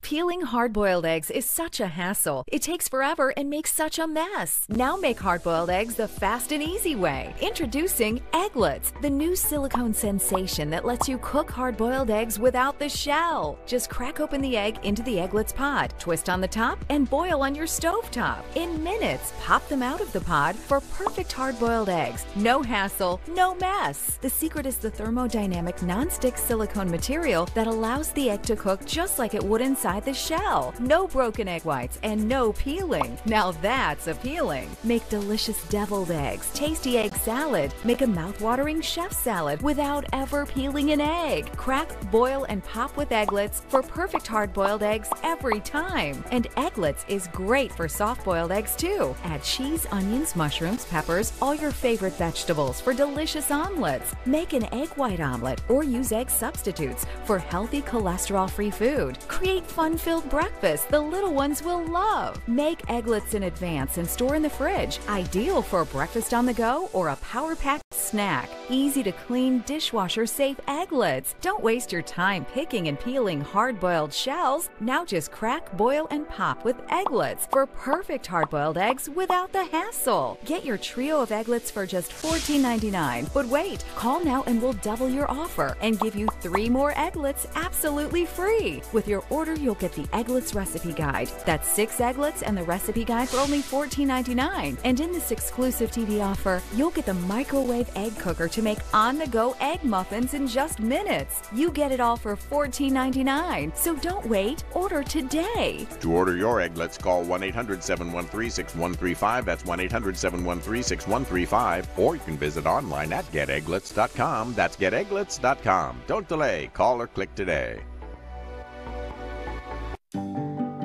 Do you have a life insurance policy you no longer need or can't afford? Now you can sell your policy for an immediate payment. We bought life insurance when our kids were young to protect their future. Our youngest just turned 40, and we no longer needed the coverage. That got us to thinking about letting our policy go. So I did some research and called Coventry Direct. I learned that you could sell all or part of a life insurance policy, even a term life policy. Turns out, people have been selling policies like ours for the past 15 years. Who knew? We sold our policy. Now we have money to help with the medical bills. And to add to our retirement. If you have $100,000 or more of life insurance, you may be a candidate to sell your policy. Call 1-800-471-6800 or visit CoventryDirect.com for a free information packet. 1-800-471-6800. Coventry Direct, redefining insurance. A Fox News alert. John Dowd, the president's lead lawyer in special counsel inquiry, has resigned. Effective today. Fox confirming this. Isaac Wright is a partner at Forward Solutions Strategy Group and a Democratic strategist. David Avella is the chairman of GOPAC. Thank you both for talking to us. Paul Ryan is going to be holding a news conference any moment now, so if I have to jump in, we'll get to that. But first, let's just ask, let me start with Isaac, that we've just learned that the lawyer for the special counsel investigation, John Dowd, has resigned. The president had called for an end to the inquiry. That's number one. Number two, David had actually considered leaving several times in recent months after the president was ignoring his advice. Dowd did not want him to sit down with Robert Mueller. The president wanted to sit down with Mueller in the special counsel's office. The two were at a head on that one. Isaac, what do you think of this decision? Look, Donald Trump has to be getting hot under the collar, right? The investigation's closing in. There have been 19 individuals and 3 companies charged with felonies so far. Some of Trump's own senior officials that have come under grand jury indictment have pleaded guilty and are now cooperating witnesses. Now his own attorney, who is paid to defend him, doesn't want to defend him anymore. And it, obviously, based on what's come out about his advice, his own attorney was afraid of what Donald Trump would get caught with if he had to answer questions under oath. This is bad for Donald Trump, and clearly the investigation is closing in, and he must be really worried right now. We should expect to see him lashing out on Twitter in the next 24 hours. David? Donald Trump has contended from day one that there was no collusion going on between him and Russia, which is what this investigation started out as. To date, there is no evidence that is still the case. If John Dowd doesn't think the strategy he has presented to the president is the path the president wants to go, he owes it to the president to step down and for the president to have a legal team around him who can go present the evidence that, in fact, there wasn't collusion, which, again, it cannot be said enough. To date, there is no evidence to says that President Trump colluded with the Russians to cost Hillary Clinton the election, which, thank goodness we got to talk about this, because I had a wager that today Isaac couldn't get through this segment without saying Russia at least 3 times. I mean, that is the point. Let's correct not David really for just a second on collusion. That's the whole point. Yeah. Hold on a second. I mean, first, I just got to step in. That is a bit unfair because the whole point of this whole segment, first of all, is that his lawyer is leaving because he doesn't want the president to go down, sit down with Robert Mueller and express his what he calls honesty and openness. He wants to essentially say there was no collusion. He's not afraid to sit down with Robert Mueller. If he did have anything to hide, one could argue perhaps he wouldn't want to sit down with special counsel. But his own legal team, it's not just Dowd. I mean, he had a legal team inside and outside of the White House who is on President Trump's side. It seems that Dowd was among the only ones that disagreed with the idea of sitting down. The president has actually recently hired Joe DiGenova and is expected to make more additions outside his legal team. But I mean, Isaac, this is a very critical phase in the Mueller investigation. And whether or not the president sits down with the special counsel, he needs to have a legal team that's behind him. Yeah, and attorneys don't want to represent him. It's obviously that there are problems here that are likely that he's going to turn out to be guilty of something. It's a question of what. We know that there was collusion, despite what David said about rolling the sanctions back with the Kremlin that were illegal, that Michael Flynn then lied to the FBI about, and that's what he had to plead guilty about and is now a cooperating witness. So we know there was at least that much collusion because that's already been reported. He's pled guilty for lying about it, and that's how he wound up a cooperating witness. That's why attorneys don't want to represent the president right now, because look at what he's doing with McCabe. I mean, he is literally trying to force witness intimidation against the same people who could corroborate Comey on a case for obstruction of justice. There were 3 different people at the FBI who could have corroborated that. They were either reassigned or fired. For those who actually believe that McCabe's firing was politically motivated, here we have someone who lied and leaked information to the press, and he got fired over it. I mean, how is that politically motivated, David? Julie, we can't let Isaac's comments go unanswered there. This investigation started about, did the Trump campaign collude with the Russians to cost Hillary Clinton the election? And there's not a single answer that Isaac or a Democrat that gets on television that has anything connected to that. Not one these days. Not one about this investigation. As far as That's why there's an investigation, the firing David. of McCabe, gosh, we now have an FBI director who's actually focused on law enforcement and not using the Justice Department or any other government job to use as a political weapon. And McCabe finally got to happen to him what should have happened to Lois Lerner, Valerie Jarrett, Eric Holder, Susan Rice, James Clapper, every one of those Obama stooges that use their government job as a political weapon. Isaac? Look, David is faking this anger to try to distract from the facts that are obvious, faking. right? There are 3 people at the FBI who could corroborate Comey on the fact that there was a case for obstruction of justice from the president. Thanks to under Wray, those people have either been reassigned or fired in every instance. The president openly said on Twitter, no, David, I'm going to interrupt you. David, I'm going to interrupt you when you were lying, so you can let me tell the truth uninterrupted. When the president said months ago on Twitter that his goal was to get McCabe out over the issue. Hold on a second. We're talking collusion and obstruction of justice. 2 completely different things. Collusion being legal, obstruction of justice not. If there was collusion, but it was not an obstruction of justice, meaning that the president did not try to take that information and somehow hold somebody accountable or somehow put pressure on someone to stop an investigation, that would be obstruction of justice. The president says there was no collusion with the Russians. Let him talk to Robert Mueller. Why not, David? He should be able to talk to Robert Mueller. He has always contended he did nothing wrong. But let's keep in mind here, and Isaac brought up Comey and McCabe, even they don't agree on the facts of what has happened and how this all came about and whether Comey's investigation was ever done fairly. There is plenty of evidence that the Justice Department was used as a political weapon.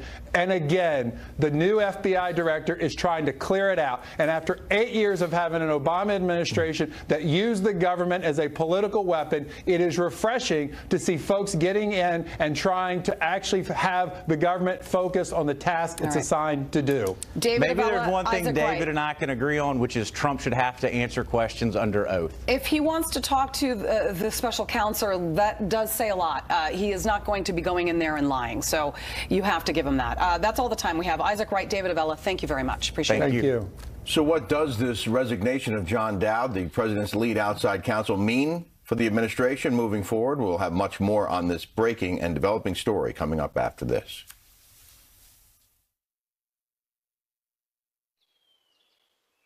Let's go. Come on.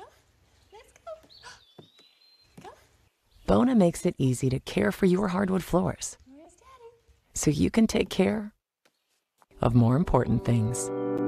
Introducing the next generation Bona Spray Mop for hardwood floors, featuring a refillable cartridge that clicks into place. 25-minute confession video that he apparently did on his cell phone just a short time before they found him. It's obvious this young man wanted to leave some sort of message. The bombs itself were messages for him to send to the community or whoever he was targeting, but he wanted to have more to say. I wish he had said more specifically what his reasoning for it was. Hopefully that will come. Michael McCall, when he was on last hour, talked to us also about the technology that was used in this case. Fascinating stuff. Listen to this. We were also able to use technology to find a digital footprint of where his cell phone had been, so that the key evidence was getting his cell phone number, so that when he did turn his cell phone on, immediately the SWAT teams descended upon him. He couldn't get into a whole lot of further detail on that technology, but thank God for that. And really, it was getting that cell phone number that was the game changer. It certainly was. A lot of this was old-fashioned law enforcement work, getting out to the stores, looking where these materials were sold, trying to find somebody out of character buying things unusual.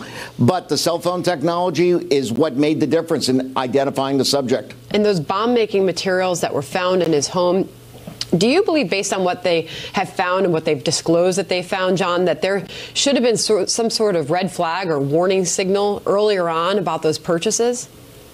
You know, the problem is the devices he made, he was using very, very common items that you can buy in any hardware store in America. So there's nothing particularly unusual. However, the batteries were a key, and that helped investigators. Very unusual in his choice of what the batteries were. John, can the residents of that city rest easy tonight? Is this over?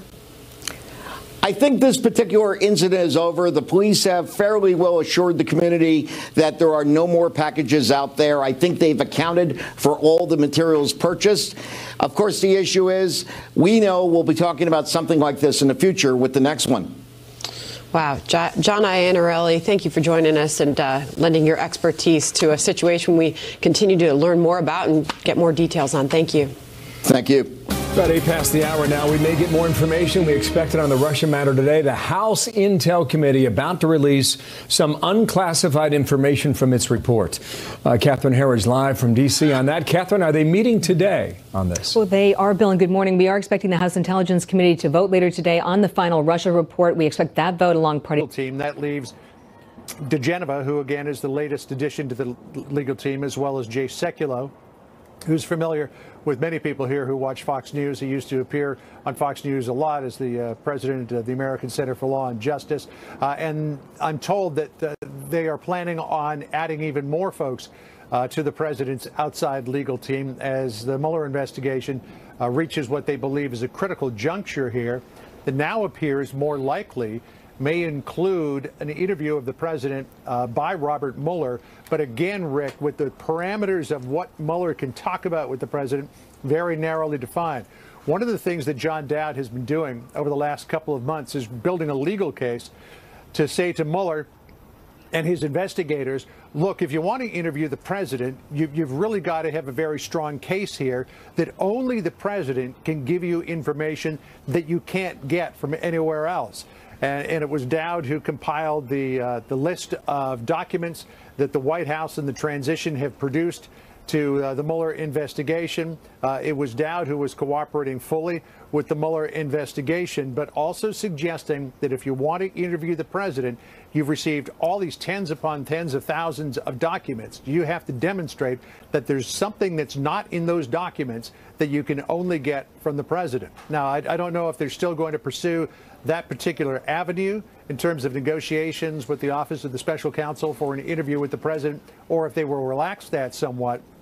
But as Judge Napolitano has said time and time again, you don't want to sit down for an interview with a guy who owns a grand jury, and in this case, Robert Mueller owns two. And so whatever it is that diGenova and Sekulow and Ty Cobb, who is the president's attorney here inside the White House, decide to do, they need, according to legal officials, to proceed very cautiously here about putting the president in front of Mueller. So just to be clear, based on your reporting, you believe this was a difference of opinion between Dowd and the president? I think it was something. I don't know that it was a difference of opinion between Dowd and the president. I think it was a difference of opinion between Dowd and some of the other members and the rest of the legal team. Yeah. And the president was sort of leaning toward the idea of doing an interview. He said that he would be happy to do one last year. Again, reaffirmed that, though, in a question that I asked him. He said, I don't know why there would need to be an interview because there was no collusion. But I think it was friction within the legal team. Dowd perhaps thinking that the president wasn't really listening to his advice, was listening to the advice of others.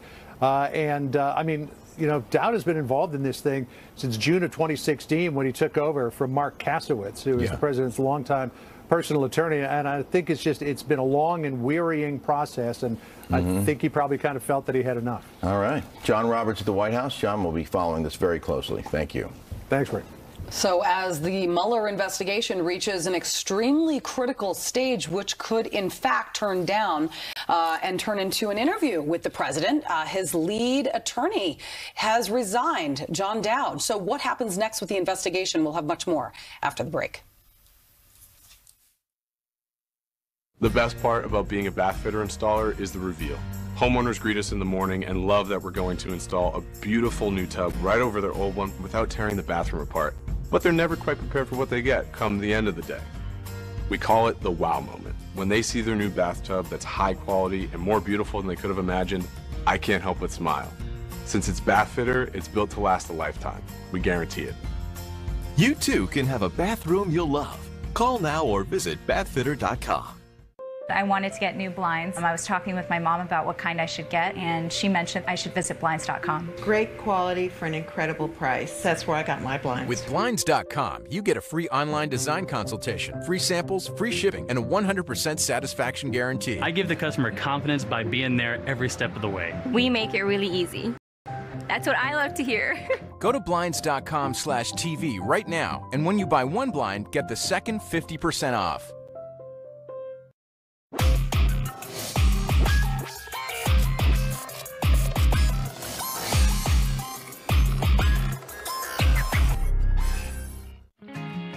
Duncan just protected his family with a $500,000 life insurance policy. How much do you think it cost him? $100 a month? $75? $50? Actually, Duncan got his $500,000 for under $28 a month, less than $1 a day. His secret? SelectQuote. In just minutes, a SelectQuote agent will comparison shop nearly a dozen highly rated life insurance companies and give you a choice of your 5 best rates. Duncan's wife, Cassie, got a $750,000 policy for under $22 a month. Give your family the security it needs at a price you can afford. Since 1985, SelectQuote has saved over 1 million families millions of dollars on life insurance. Call now, 800-304-5039, or visit SelectQuote.com. Discover what over 1 million families know now. We shop, you save. You have a vision. It's behind everything you do. Even when you least expect it, it comes through. You know what you want, and we can help make it real. You need choices? We've got all kinds, including special finishes and papers. And they're all absolutely guaranteed because you have a vision and we have your card. 500 start at just $9.99 when you enter BC500 at Vistaprint.com. Hi, I'm Joan London. Today's senior living communities have never been better, with amazing amenities like movie theaters, exercise rooms and swimming pools, public cafes, bars and bistros, even pet care services. And there's never been an easier way to get great advice. A Place for Mom is a free service that pairs you with a local advisor to help you sort through your options and find the perfect place. A Place for Mom. You know your family, we know senior living. Together we'll make the right choice. A Fox News alert. John Dowd, the president's lead lawyer in the special counsel inquiry, has resigned. That news coming down just today. Fox News politics editor Chris Starwalt joins us now. This is big news for the president's legal team, but not much of a surprise considering the two had been sort of at odds over whether or not the president should sit down with Robert Mueller. What's your reaction? Man, y'all are pretty jaded up in New York. I was surprised. Yeah. I mean, it's a surprise, but it's not. We're talking about No, I know what you mean. Yeah, the Trump administration here. I know just what you mean, my friend. But in this case, I would say it was pretty preposterous that Dowd or anyone would argue that the president of the United States, the chief magistrate of this federal government, was not going to sit down and talk to the special counsel in order to bring the matter to a close. And, you know, I think Dowd in this case is guilty of something that many of the president's supporters are, which is acting like he's guilty. They have to take the president at his word. He says that he is immaculately innocent and unflecked, untrammeled by even one footprint of any scandal on this. So let the man talk. I mean, that's what one would think, right? I mean, if you go and hire and you lawyer up and you've been accused of something and you don't want to take the stand, let's say, in your own trial, then clearly you're wondering maybe they do have something to hide. Here, the president wants to come forward and sit down with Robert Mueller. And this president is unlike others. He doesn't need people to speak for him. And I believe he wants a legal team that will essentially follow his orders and not the other way around. What does his legal team do now, considering this is such a critical phase in the special counsel investigation? Well, you know what Abe Lincoln said, which was that a man who represents himself in court has a fool for a counsel. So there's a fine line. If you're not listening to your lawyer, what are you going to this lawyer for? Why did you hire this person? And at a certain point, that's when you have a case like this where you just part company. There is a fundamental recommendation made by Dowd, who is trying to protect the president and wants his client safe. And you have a president who says, I'm the president. I can't back down from this. I can't hide from this. I'm going to have to talk to him. And of course, the president is very confident, of course, as always, ever, or expresses a lot of confidence in his ability to make mincemeat of Mueller. And Trump doesn't want to be seen as backing down from that challenge. Yeah. What do you think about Joe diGenova? He's expected to make more additions to the president's legal team. You know, it's interesting. The Donald Trump that we saw in 2017 was talked differently than a traditional Republican president, but governed substantially like, and his cabinet and administration came to reflect it. In 2018, we are getting original Trump, and Joe diGenova and guys like that are a big part of that. All right, Chris Stirewalt, never a dull moment, but I love when you get to come on and talk about it. You got plenty of opportunities. Chris Stirewalt. You bet. Great to see you, buddy. We'll be right back. Stay there. I think it's time to retire my dad's suit. Not to worry, our expert stylist will bring you up to date. There he is. Here I am. Now at Men's Warehouse, take 60% off select suits, plus all wrinkle-free dress shirts are $3 for $99. You're gonna like the way you look in a great fitting suit. In life, you have to adapt to your environment. That's why Jaguar has developed a unique, instinctive all-wheel drive system. It constantly monitors the road surface and driver inputs hundreds of times every second. Perfect dynamics, outstanding performance all year round. Jaguar all-wheel drive.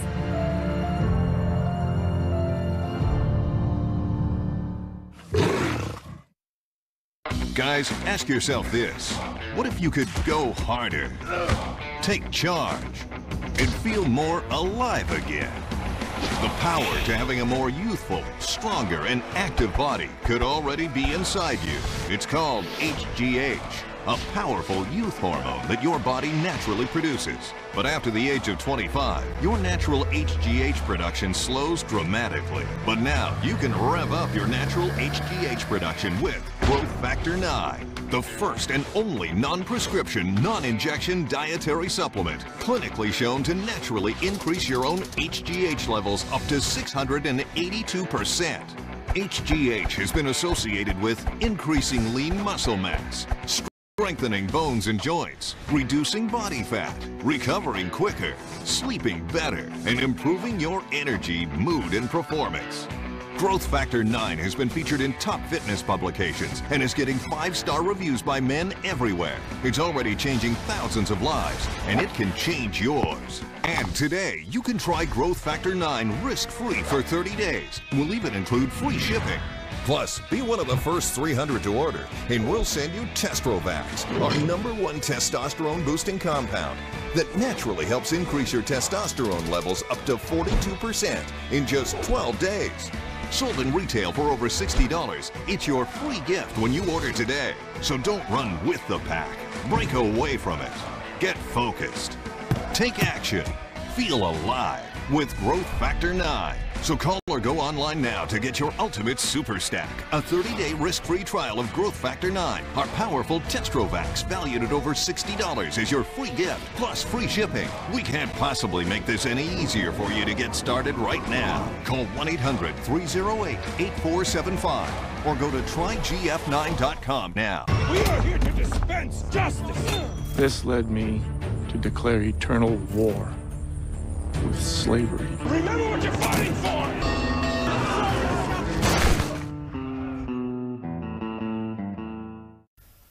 It's been a what pleasure. A big day. Yeah, busy.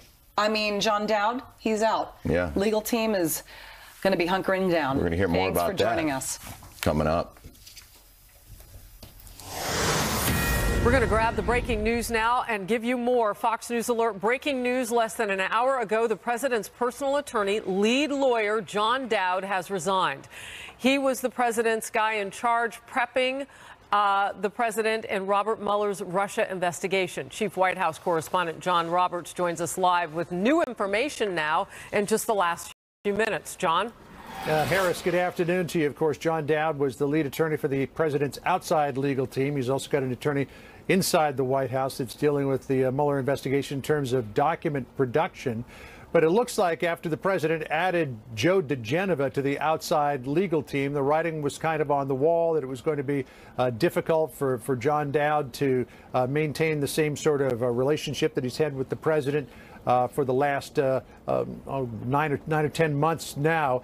And so Dowd decided that it was time for him to resign. It's also been quite a strain, as you can imagine, taking the role of the lead outside attorney And I don't know how much that might have played into it, but Dowd has decided that he is not going to be with the president's legal team anymore, which now leaves him with two attorneys on the outside, Joe diGenova, who is the latest addition to the team, as well as Jay Sekulow, former head of the American Center for Law and Justice, who, of course, was a familiar face here on Fox News over the years. Those two are now taking the helm of the outside counsel for the president, and there is a plan, I'm told, to bring more attorneys on to bolster that team as well.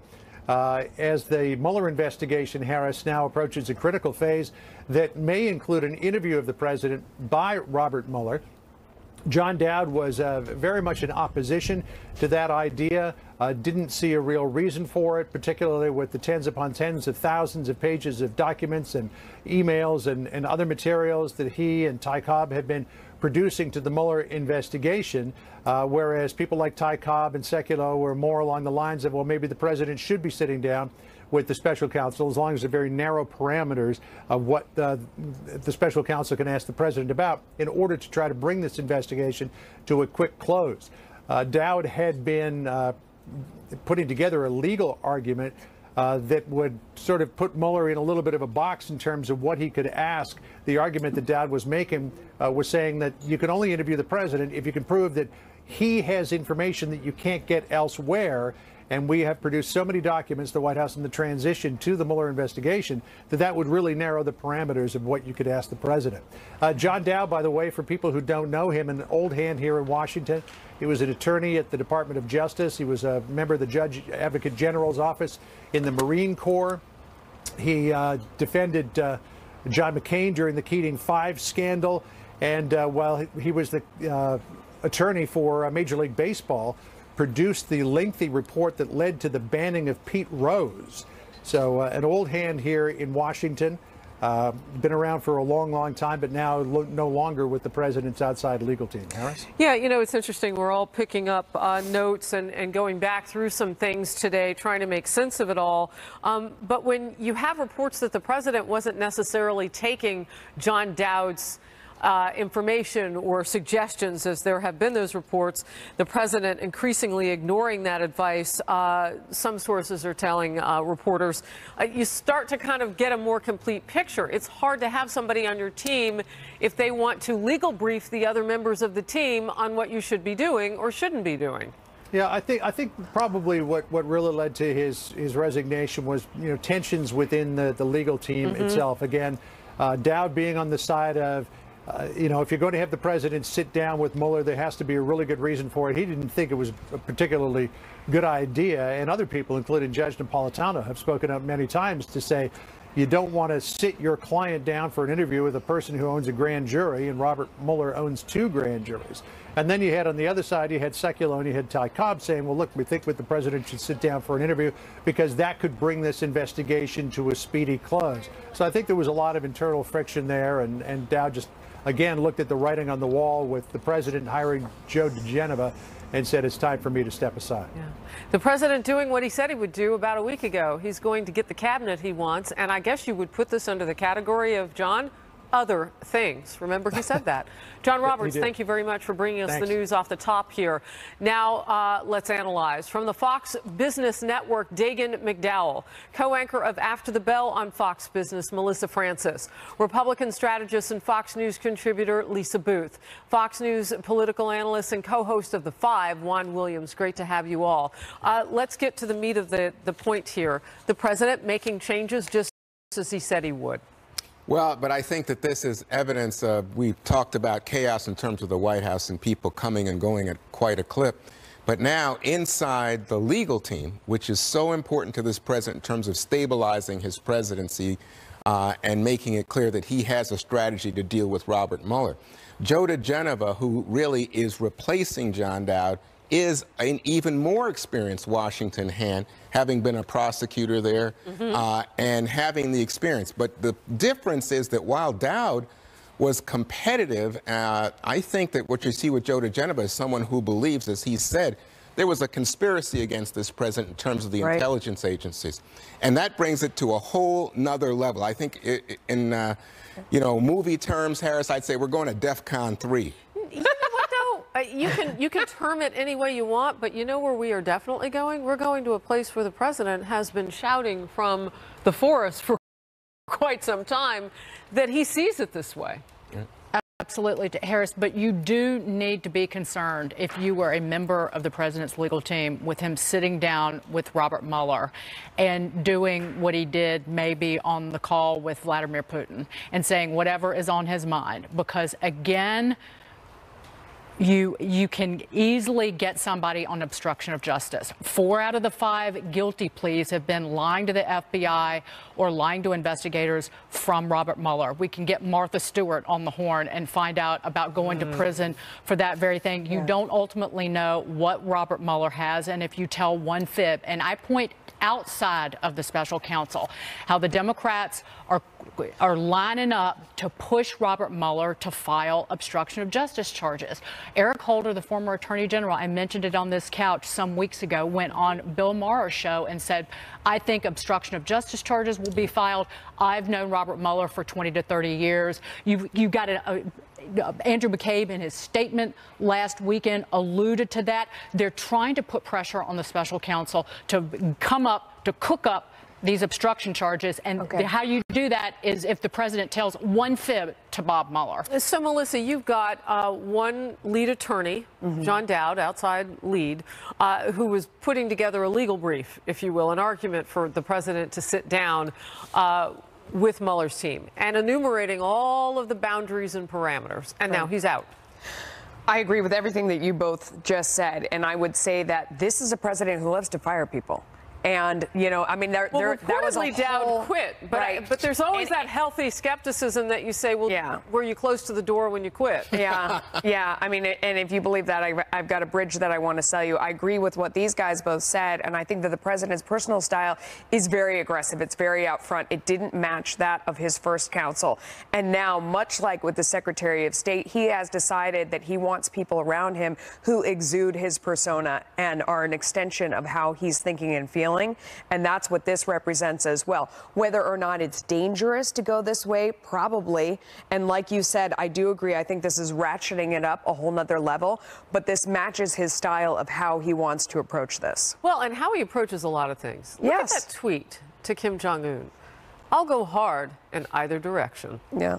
Well, and we know that President Trump also has no problem sort of making things uncomfortable and forcing people out. And as John Roberts pointed out, there is a point of contention of bringing Joe diGenova into the legal team. So perhaps that's also part of the reason behind John Dowd's exit. But I'm glad that Juan is at least conceding the fact that Joe diGenova has a long history in the term of being a former U.S. prosecutor, a criminal attorney, because often if you look at the headlines with most of the press, they really try to demean him and act like he doesn't have the history that he has or the level of experience that he does. So I appreciate the fact Juan is at least giving him that credit. Now, I do think this sort of signals a shift in perhaps how his legal team are going to be handling things, considering the fact. Well, Joe, try to say that name 5 times fast. diGenova. Joe diGenova, thank you, Harris, has had a different approach in terms of viewing this entire investigation as sort of a witch hunt, which is the same concept, the same outlook that President Trump has had as well. And so perhaps the way that the legal team interacts with Robert Mueller changes, perhaps the information and statements coming out of the legal team change as a result of this leadership, or as a result of the changed leadership team as well. A good point, Lisa, and that is, are we looking at a situation, Juan, where this legal team now is taking shape to better position the president against Robert Mueller or something else? I mean, we have no way to read the tea leaves, but the way you described diGenova and the way that we know Jay Sekulow has been a very strong voice for the president, these are men that are now listening to the president. Right, and I think that's the key point, Harris. I mean, if we boil all this down, let me just say, I think we now have the President of the United States saying, I'm speaking out, I'm taking charge of this. Remember, John Dowd had been telling the president, Mr. President, this is going to be over by Thanksgiving. Mr. President, just give us time. Dowd. Give it some time. He told him that. He was wrong. But remember, he was, I think, so I'm double thinking here, that he was pleasing his client. That the client wanted to know that this was coming to an end and that everything was going to be okay, and Dowd was trying to reassure him so that he wouldn't get panicky. Apparently, the president now emotionally is at a point where he feels, you know what, I'm sick of this. It's not ending, and I want to speak out because I feel that I'm being unfairly targeted. You can hear the president, what am I paying you for? Yeah, right? exactly. So you're paying this new legal team for their advice. And the point I was trying to make in terms of obstruction of justice charges and lying to investigators, I should make clear those would be two separate things, or lying under oath, perjury charges. That the set out of this special counsel investigation was Russia collusion to look into the Trump campaign. But at the end of the day, they will try and nail you on anything. And there's a lot of pressure from hardcore Democrats from the outside to come up with something on the president. And you don't want to hand that to them by sitting down with Mueller and saying something even that you might not know they have evidence on the other side. But avoid that. Avoid that charge. But perhaps President Trump feels, because as you mentioned, there has been this coordinated effort to draw up the obstruction of justice. We saw that after the firing of Comey, the left and many in the media sort of changed their tune from this Russia collusion to obstruction of justice. So perhaps President Trump feels that publicly and from his legal team, they need to be stronger in pushing back on that, being more aggressive with Mueller and sort of playing the same game the left and many of the media have been playing. Real quick, on that note, I brought this up. There was that New York Times story about President Trump's conversations with Reince Priebus and McGahn, the White House counsel, about what he said or what he asked them about, or what he asked Reince Priebus about his interview with Bob Mueller. And again, it just smelled bad. It smelled like they were trying to cook up something that the president did wrong, when it was there was no coercion there in the way those stories were told, but it looked bad in terms of the leaks. Well, don't forget the public relations part of this too. That's what I was Jay Sekulow and Joe diGenova, very effective on television. And they are the kinds of people, unlike John Dowd, who will make the case for the president in the court of public opinion. And I think that's the a president great point. wants somebody who's a little bit more go get him, take it to Mueller. That's the point I was making in saying that President Trump perhaps feels like there needs to be a more public pushback to this narrative that's been driven by the left and many of the media that basically take the talking points from the left about obstruction of justice and some of these other things. Well, and it's not always him on the line. I mean, at the beginning of the year, he told us what he wanted to be talking about, right? And we know when he goes to campaign rallies or what feels like them, he wants to talk about tax cuts.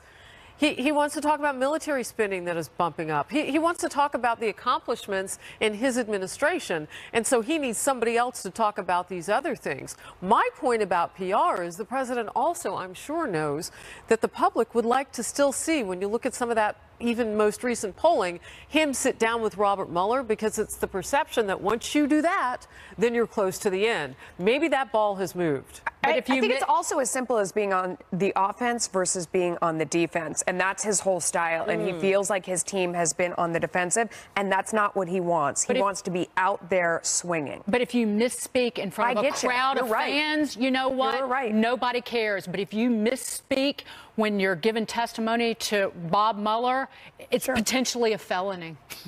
That's a big difference. All right, we're going to move on.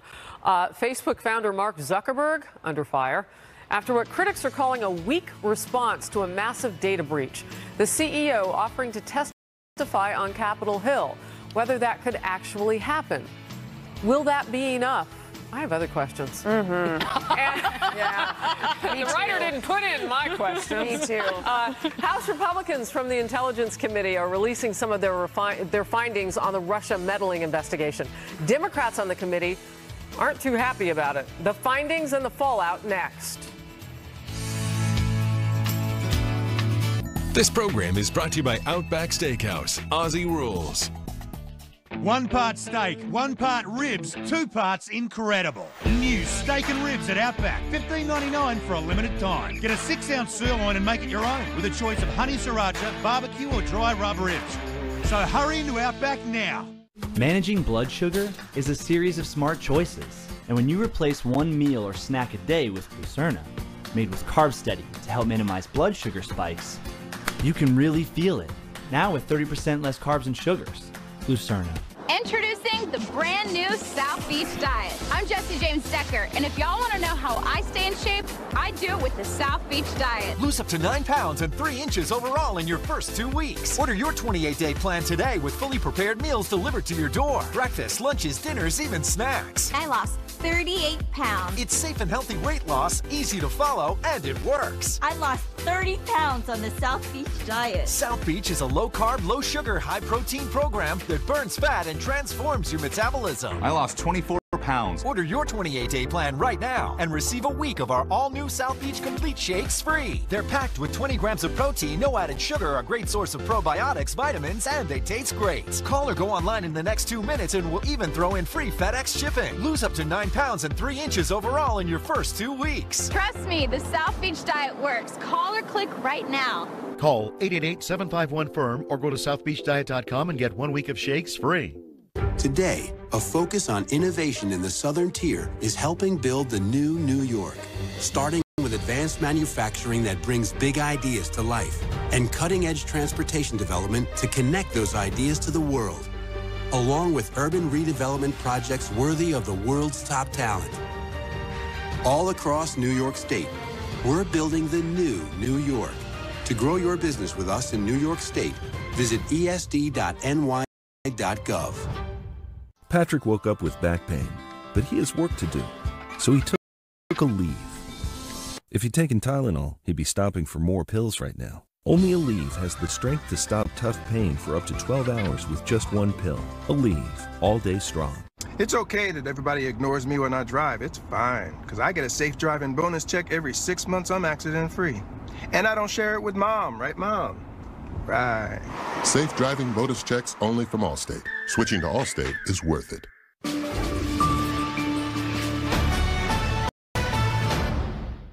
Hi, I'm Joan London with A Place for Mom. Every day we hear from families who partnered with a senior living advisor from A Place for Mom to help find the perfect place for their mom or dad. Thank you so much for your assistance in helping us find a place. Mom feels safe and comfortable and has met many wonderful residents and staffers. Thank you for helping our family find our father a new home. We especially appreciate the information about the VA Aid and Attendance Program. I feel I found the right place, a perfect fit. You were my angel and helped guide me every step of the way. Thank you. The senior living advisors at A Place for Mom partner with thousands of families every month, listening and offering local knowledge and advice to help find the best senior living communities across the country. And it won't cost you a cent. This is a free service. Call today. A Place for Mom. You know your family. We know senior living. Together, we'll make the right choice. Breaking news on Capitol Hill. Lawmakers are scrambling to pass their $1.3 trillion omnibus spending package by tomorrow's midnight deadline. House lawmakers received the contents of that massive bill just last night, and we're told now they're getting ready to vote on this legislation. If the bill passes the House, then the Senate would get a chance to vote as well. We're told the White House House Budget Director Mick Mulvaney could give an update on the bill at any moment now. If that happens with Mulvaney, we'll bring it to you live. Stay close. A Fox News alert. Republicans on the House Intel Committee voting today to release their version of the report on the findings of the committee's investigation into Russian election meddling, which included looking into whether there was collusion between the Trump team and Russia. They are now waiting for the intelligence community to go over their report and redact any classified info before it is released to the public. In the meantime, GOP members releasing some bullet points on their findings in the politically fraught investigation. Some of the major points, among many, when asked directly, none of the witnesses provided evidence of collusion, coordination, or conspiracy between Trump campaign officials and the Russian government. There was no evidence Trump associates were involved in the theft or release of Democratic emails, but the Trump team did have ill-advised contacts with WikiLeaks. The executive branches, meaning the Obama White House, post-election response was inadequate, and the Steele dossier was a big part of obtaining FISA warrants for Carter Page. The ranking Democrat on the committee says the minority was shut out and the investigation was far from thorough. A rather sad chapter in our committee's long history. It was clear that their report was going to be completely political from beginning to end. Anything new in that, Juan Williams? No, this is a partisan exercise, and we know the committee had shut down basically the investigation. The difficulty here is Devin Nunes, who is the chairman of the committee, at one point recused himself, was seen as getting too close in terms of orders from the White House or coordinating with the White House. And then that persisted even later. But then you have Adam Schiff come out, and he's become more of the combative counterpoint to Devin Nunes. And I think as a result, it looks like broken government rather than a real investigation. I totally agree. It's dizzying, all these different reports, and everybody's out and they're saying whatever, and it just, the noise kind of drowns out anything that might be real in there. Well, and I wonder to Juan, in saying, you know, putting the blame on Devin Nunes as being a partisan, do you have concerns then with allegations of Adam Schiff leaking or anybody or information coming from these closed-door meetings that is supposed to be classified and not get out? You got it. I just, as I said, I think it's a partisan exercise, Lisa. But remember, I mean, to me, one of the most incredible leaks recently was Devin Nunes on Mark Warner, who was trying to get in touch and had very publicly made this outreach to a Russian. And then Nunes leaks this, and I thought, what is going on? But the point that I would take away from today and the closing is that the Republicans on the committee last week were saying, oh, Russia didn't try to favor President Trump. The intelligence community is wrong. And at that point, you just want to say, I don't think you guys are serious. I mean, come on. Well, there's also been somehow that some of these social media advertising somehow swayed an election. I mean, that's sort of been the concept being driven by the left. But anyone who's worked in politics, you look at $2,000 spent in the state of Wisconsin. Jeb Bush in the Republican primary spent $2,800 per vote. So I think there's been a lot of dishonesty from Democrats. All right, I got to step in because we've got some breaking news. We knew that this would be happening at the White House, and so now what we know is that inside the press briefing room is Press Secretary Sarah Sanders just introducing the Office of Management and Budget Director Mick Mulvaney on the spending bill. Let's watch. For the last, I don't know, 3, 4, 5, 6 months about trying to get the president's priorities funded, and this omnibus bill does that. It funds national defense. As you heard Sarah mention, it gives the troops the increase that we were trying to get them in their compensation. It funds opioids. It funds school safety. It's a tremendous increase in workforce development, something that doesn't get a lot of attention, but this administration has been pushing since we got here. It actually starts taking a look at funding infrastructure, and it also does a lot of what we wanted, not everything we wanted, but a lot of what we wanted on immigration. So all things considered, when we look at the bill, we have to weigh what we asked for and what we had to give away to give it. Is it perfect? No. Is it exactly what we asked for in the budget? No. Were we ever going to get that? No. That's not how the process works. When appropriation bills have to have 60 votes in the Senate, which they do, you're going to always have to rely on Democrat votes in a Republican majority like we have. We need 9 Democrats to support this bill, so there was no chance of everything that we wanted passing. This is probably a good opportunity to bring up the idea of a line item veto. If the president had that, this bill would look a lot different by the time it became law. But we do not have that opportunity. It'd be a good time to look at the rules in the Senate that drive us to these types of end results. But all things considered, in the balance, the president supports the bill, looks forward to signing it before the funding, the lapse in appropriations by midnight tomorrow night. You want to say anything? Or you want to? No. Yes. Thanks, Mick. Director Mulvaney can certainly give you guys more detail.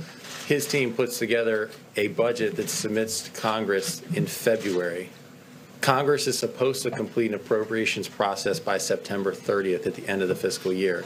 What we've endured since then is 6 continuing resolutions that Secretary Mattis has continued to tell us is debilitated in many cases what he needs to do. We have equipment that he is needing to repair that he would rather purchase new equipment. We have one of the greatest priorities here was to rebuild the military, and this bill will provide the largest year-over-year increase in defense spending since World War II. It'll be the largest increase for our men and women in uniform in salary in the last 10 years. Additionally, it provides, as we've talked about, one of our signature priorities regarding $1.6 billion for the wall. It also provides a 10% increase for ICE's budget, as well as a 12% increase for DHS overall. A couple additional things that we were pleased this bill, as you know, after the tragic school shootings, there are a couple of legislative matters that we'd asked the Congress to adopt. One was the Cornyn-Murphy bill, better known as Fix NICS, as well as the Stop School Violence Act, providing an additional $2 billion for school safety, focused on purchasing equipment and personnel. Both of those bills are included in the omnibus, which we're very pleased about. So as Mick outlined from the start, this process is one that certainly leaves a lot to be desired, and it's one in which the appropriations process in Congress has been broken now for 22 years. All right, so you have members of the White House leadership stepping up before what we anticipate will be a vote on a very large spending bill to avoid yet a third government shutdown for this year already. And so you saw there from the Office of Management and Budget, Mick Mulvaney, starting with his comments, and lastly, Mark Short, the White House Director for Legislative Affairs. And just talking, and we saw Mitch McConnell, Senator Mitch McConnell, do this earlier this morning. He put out his bullet points. The government funding bill contains significant victories for the nation, and they were kind of hitting some of those points. Why the hard sell, Melissa? I think because there's so much spending in there. And if you look at $1.3 trillion.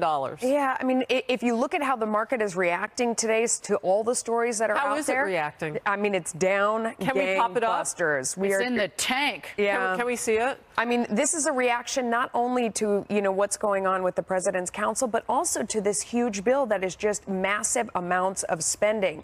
And, the President got his spending by virtue of giving away a bunch of other spending. The market doesn't love that. Yeah. Because there are no fiscal conservatives left, or very few, that, again, they think that money grows on trees. Yeah. And by the way, and this dovetails with something that's going on also today, we're going to slap tariffs on tens of billions of dollars in imports from China. Why does this matter? Because China is the largest owner of U.S. debt. So we are indebted to China. So if you really, a trade deficit is not a debt owed somebody, but this is. We have a $21 trillion debt in this country, and there is no whiff of fiscal responsibility coming out of Washington. And as interest rates go up, just the interest on our existing debt will swamp everything. It'll swamp what we can pay for our military. So get ready to basically pay our military with Medicare checks. Two things can be true at the exact same time. That this bill has a whopping price tag. It doesn't fight for any of the priorities that Republicans have been promising. There's the market right there, by the way. Voters for years, which is absolutely more true. Than that earlier. But then another thing can be true as well, is that if you did include defunding Planned Parenthood, border security, all these things that Republicans have been promising voters, you don't get enough votes in the Senate to pass this thing. Republicans don't have a supermajority in the Senate. They have to pick up Democrat votes as well. So I think those two things are both true and can coexist at the same time. But I got to tell you, the market is like the truth barometer on all of these different things. And you're right about the tariffs are very scary as they look like they're coming in. If they achieve the long-term goal, which is to stop the theft of intellectual property to China, that is something the market really cares about. But that's off in the distance. And in the short term, the tariff is a scary thing to look at on top of all of this spending that we're seeing. I want to give like a really big but if I can, and I'll give it right back to you. So the president today, in the next little while, is expected to sign a presidential memorandum targeting China's economic aggression through these tariffs and other investment restrictions. That's exactly what we've been saying is necessary in order to deal with North Korea. So I'm confused a little bit by what you're saying. No, that's all true, but it's short-term pain for long-term goals, and you hope the long-term goal is true. But as I talk to investors every day, and I know Dagan can say the same thing, they're scared that we end up with the higher cost and the tariff without the result that we're looking for. I promised that we'd get to one. If you don't want to hand China more power and you want to take that power away from it, you don't run up our annual deficits. You don't run up our debt. We are running a $1 trillion annual deficit now because of this spending. We're handing power to China rather than taking away. I think with Melissa... So I'm going to do it to you again. Poor Juan Williams. He's not going to be happy with me. But that's the Speaker of the House on the left of your screen. That's Paul Ryan. And we've been talking about the spending bill, and our crew will let me know if we're going to listen in. But I at least want to acknowledge that our House Speaker now is up there after leadership from the White House. Juan, take it away. Well, I was just going to say, sitting here with Dagan and Melissa, people who have great business knowledge, it's so interesting to hear their reaction, because my reaction is to the politics of this. And I think that's why Mark Short, the legislative director for the White House, was there, as well as Mick Mulvaney. And on the political side, you guys are right. I mean, the Republicans really had to make a trade-off with the Democrats in order to get the spending they wanted, but the trade-off has blown up the size of that budget. But the political side of it is about immigration, the wall. I don't know where it is, not there. Where is immigration for the Democrats? And the DACA. Democrats, that was no on the dreamers. Table still on Sunday. That's what I'm saying, no dreamer deal. So I think the politics of this is very Shut down difficult. Schumer, where'd he go? All right, we'll see. President Trump set to slap steep tariffs on China, why he's doing this, and what the blowback could be, plus a war of words between President Trump and Joe Biden after the former VP physically threatens the commander-in-chief for a second time. Whether this could be a preview of what we might see on the presidential campaign trail in 2020.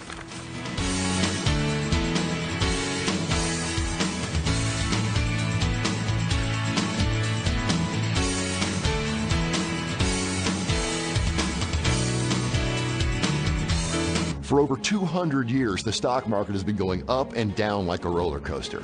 And it seems like everybody's giving you advice on what you should do with your retirement money. But most people just want to earn a reasonable rate of return and keep it simple. Is that what you want?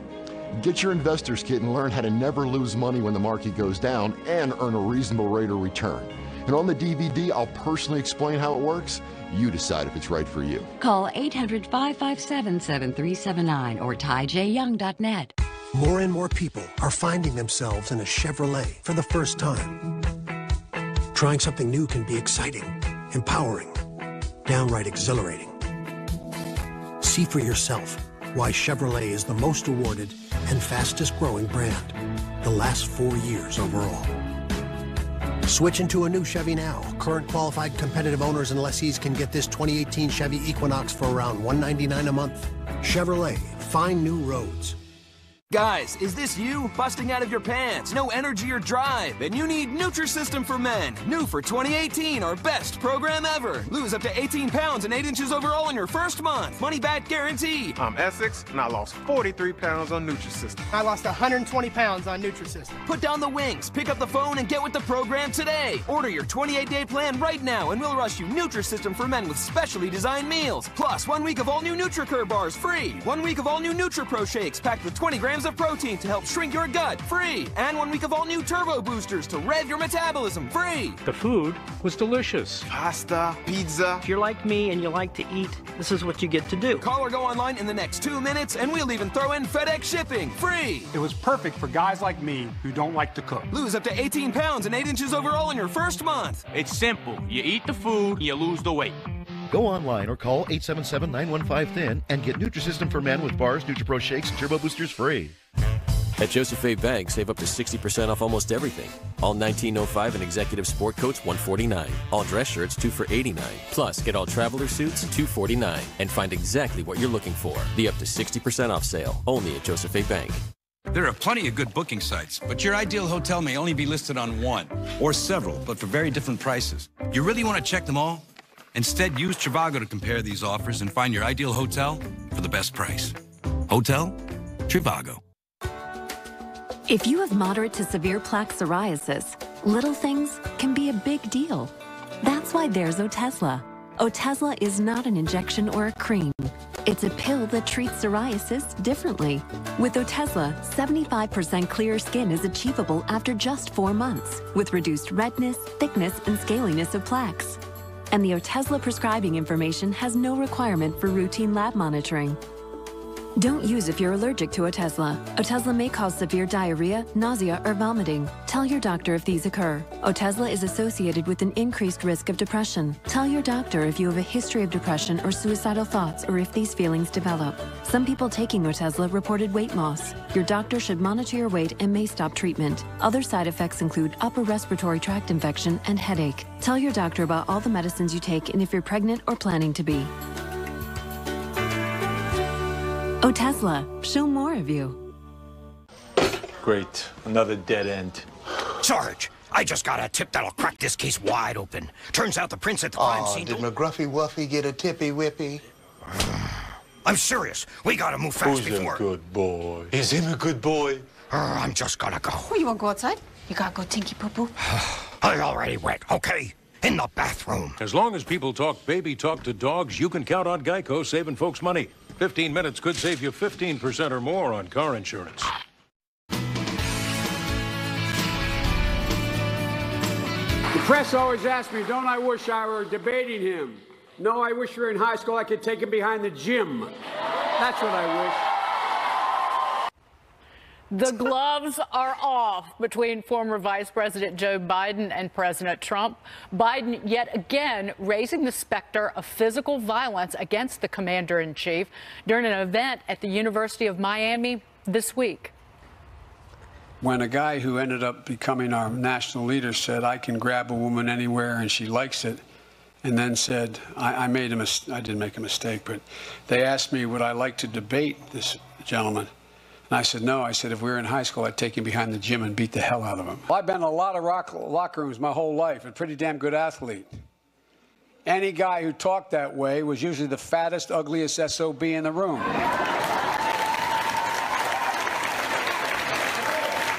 President Trump firing back, of course, on Twitter, posting this, quote, crazy Joe Biden is trying to act like a tough guy. Actually, he is weak, both mentally and physically, and yet he threatens me for the second time with physical assault. He doesn't know me, but he would go down fast and hard, crying all the way. Don't threaten people, Joe. Juan, I kind of enjoy this. Who cares? Who cares if it's not presidential or vice presidential? Oh, my gosh. So you get off on 270-plus guys threatening each other. Here's my idea. Let Joe Biden run in 2020, and if he gets the nomination, we have an MMA match in the octagon, pay-per-view instead of one of the presidential debates, and all the money goes to cancer charities. There you go. And 270-year-old guys shirtless. This is for you, Dagan. This is one and only for you. Wants to see that. No. I don't think so, Dagan. But I must say, if you talk about celebrity politics to the point of absurdity, now if that's the case, MMA match, Dagan, my mind, it's blowing my mind. But what happened on the Democratic side of the line of when they go low, we go high? What's Joe Biden's plan right now? What's his strategy? I want to know what, I mean, he says it's usually the fattest, ugliest SOB. Like, I mean, either we're talking about people's looks or we're not talking about their looks. Like, it's just the hypocrisy of the whole thing. Like, one side is condemning for violence and then the other side is like, you know, they're at the same time they're joining in the talk of violence.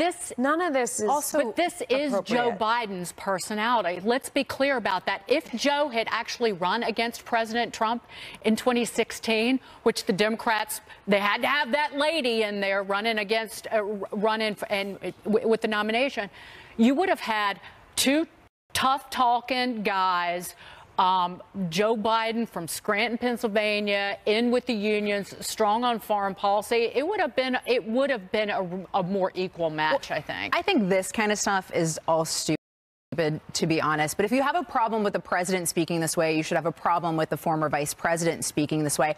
Also, I find it a little ironic that he was making these comments at an event about sexual assault and gender-based violence. Did you see the looks on the women's faces behind him? No, but they cheered. But a lot of them cheered, and these are the same women that wear pink hats out condemning this sort of rhetoric from the president, calling him a monster. So there is some selective outrage here. As I said yesterday, you could write a case study on selective outrage during the Trump era. But if you have a problem with one, you've got to have a problem with Wait a second. I really disagree on this one. All right. I think he said if we were in high school, the boys behind, and to me, if you're talking about politics of this day, I think he's trying to be, you know, common people, ordinary guy, ordinary Joe from Scranton. I'd be violent, out of control? No, he's not. He's saying he want to confront the man and fight him because he thinks, and this is my point, that he's being rude. Exactly what he said. He said he's being rude to women. Juan, you're better than that, my friend. Come on. What do you think? No, Juan, come on. You're playing games here. The reality is,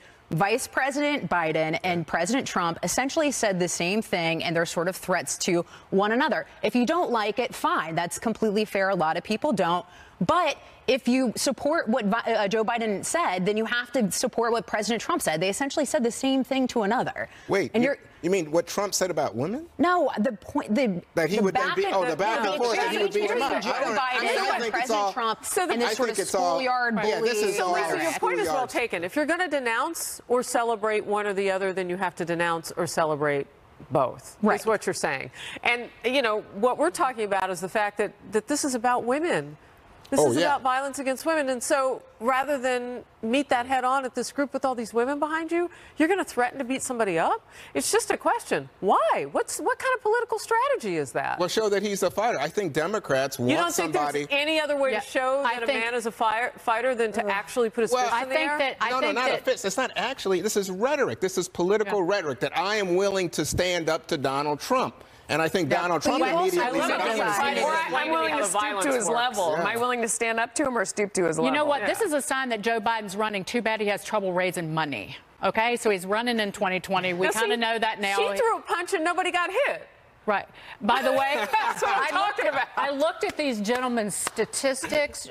President Trump is 3 inches taller than Joe Biden and 4 years younger, so I think he could take him. Oh, my gosh, you're into this. Yeah. Oh, wow. I think he could take him. Are we outnumbered for a commercial? Oh, my God. I'm just asking. Anyway, speaking of President Trump at the White House, where he is expected to announce billions of dollars worth of tariffs and other measures against China. When that happens, we will take you there live.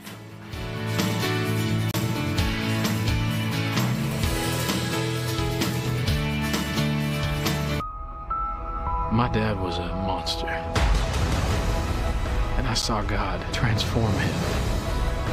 So I wrote this song for my dad. I can only imagine. Rated PG. They say passion is contagious, and it's got a way of making moments memorable. Start tapping into your passion with the Honda Dream Garage. Tough, reliable, and trusted Honda power equipment is designed to take the work out of yard work and help you get the job done. So make your Honda Dream Garage a reality today. Just visit an authorized Honda Power Equipment dealer. Honda Power Equipment.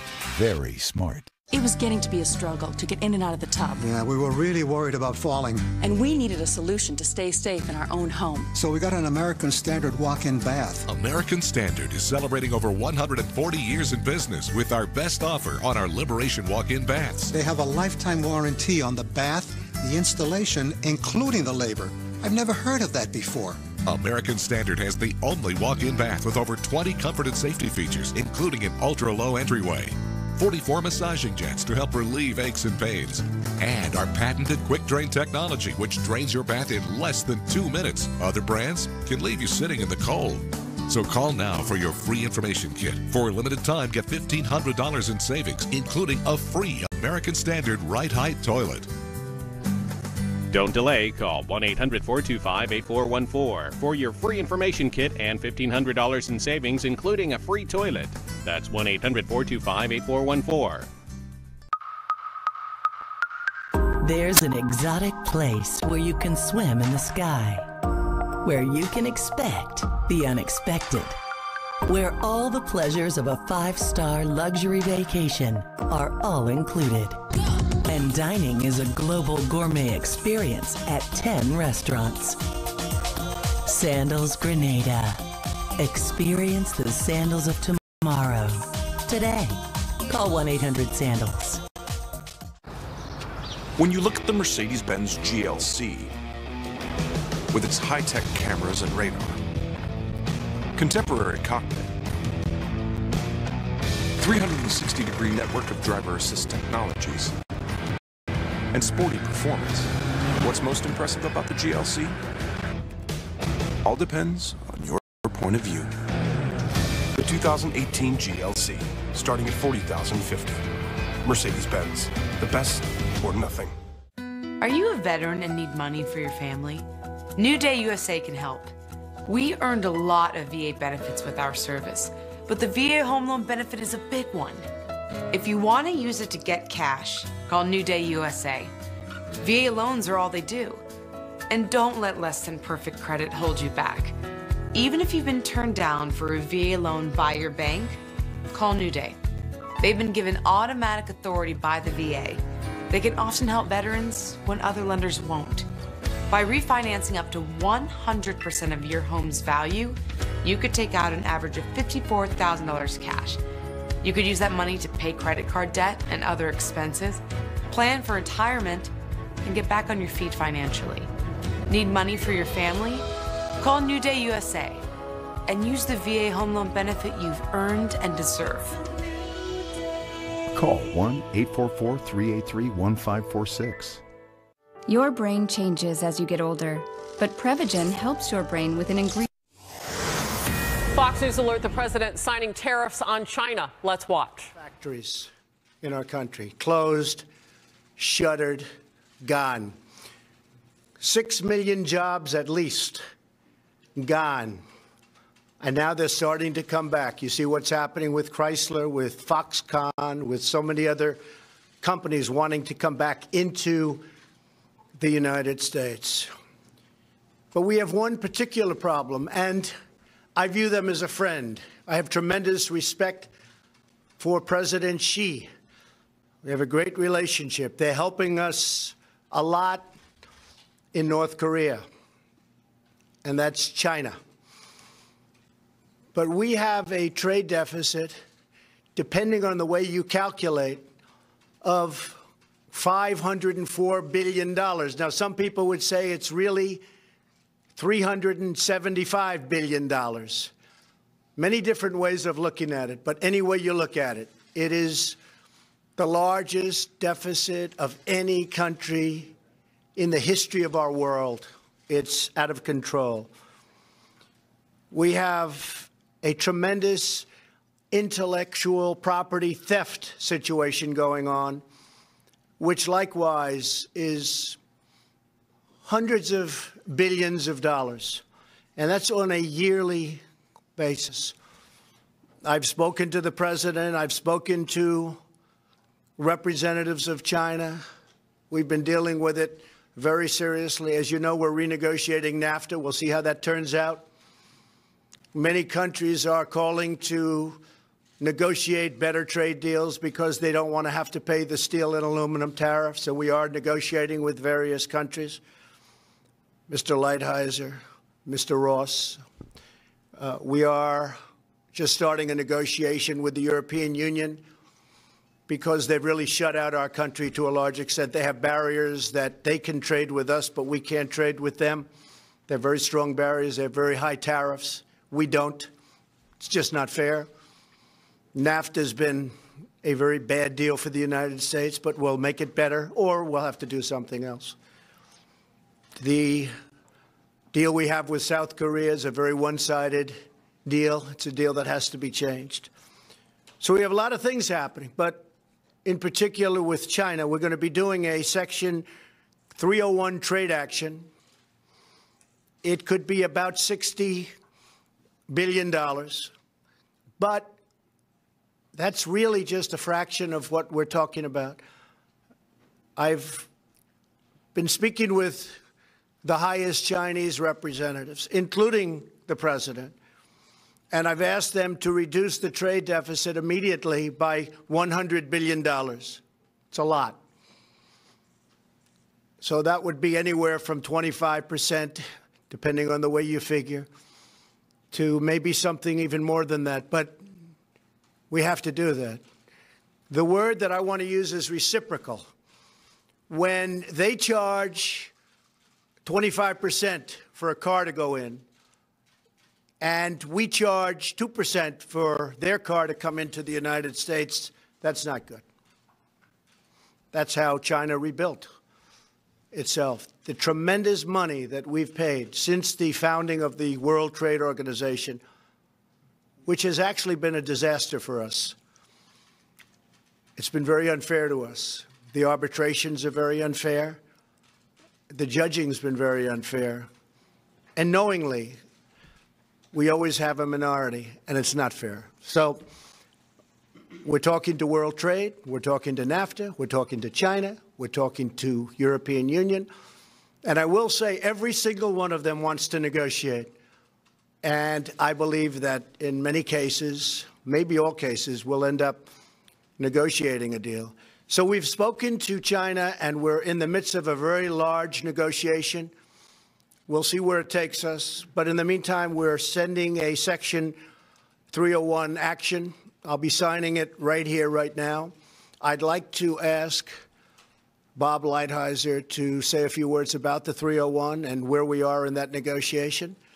And we're doing things for this country that should have been done for many, many years. We've had this abuse by many other countries and groups of countries that were put together in order to take advantage of the United States, and we don't want that to happen. We're not going to let that happen. It's probably one of the reasons I was elected, maybe one of the main reasons, but we're not going to let that happen.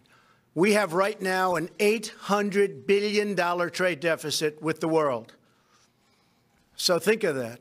So let's say we have 500 to 375, but let's say we have 500 with China, but we have 800 total with the world. That would mean that China is more than half. So we're going to get it taken care of. And frankly, it's going to make us a much stronger, much richer nation. The word is reciprocal. That's the word I want everyone to remember. We want reciprocal, mirror. Some people call it a mirror tariff or a mirror tax. Just use the word reciprocal. If they charge us, we charge them the same thing. That's the way it's got to be. That's not the way it is. For many, many years, for many decades, it has not been that way. And I will say the people we're negotiating with, smilingly, they really agree with us. I really believe they cannot believe they've gotten away with this for so long. I'll talk to Prime Minister Abe of Japan and others, great guy, friend of mine, and there'll be a little smile on their face. And the smile is, I can't believe we've been able to take advantage of the United States for so long. So those days are over. Ambassador Lighthizer, thank you. Well, thank you very much, Mr. President. First of all, for those of you who don't know, Section 301 is a statute that gives substantial power, authority to the president to correct actions in certain circumstances where there's unfair acts, policies, or practices by our trading partners. In this case, the area is technology. Technology is probably the most important part of our economy. There's 44 million people who work in high technology areas. No country has as much technology-intensive industry as the United States, and technology is really the backbone of the future of the American economy. Given these problems, the President asked USTR to conduct a study. We conducted a thorough study. We had hearings. We reviewed tens of thousands of pages of documents. We talked to many, many business people. We had testimony, as I say, and we concluded that, in fact, China does have a policy of forced technology transfer, of requiring licensing at less than economic value, at state capitalism, wherein they go in and buy technology in the United States in non-economic ways, and then finally of cyber theft. The result of this has been that the President has analyzed it. We have a 200-page study which we'll put out, and he has concluded that we should put in place tariffs on appropriate products. We can explain later how we concluded what products they are, that we would put investment restrictions on China with respect to high technology, and that we'll file a WTO case because one of the actions here does involve a WTO violation. This is an extremely important action, very significant and very important for the future of the country, really across industries. And I would really like to thank you very much, Mr. President, for giving me the opportunity to work on it. Thank you very much, Bob. Secretary Ross. Intellectual property rights are our future, and it's no accident that in June of this year, the U.S. Patent and Trademark Office will issue its 10 millionth patent. 10 million patents. There's no country in the history of the world that remotely approaches that.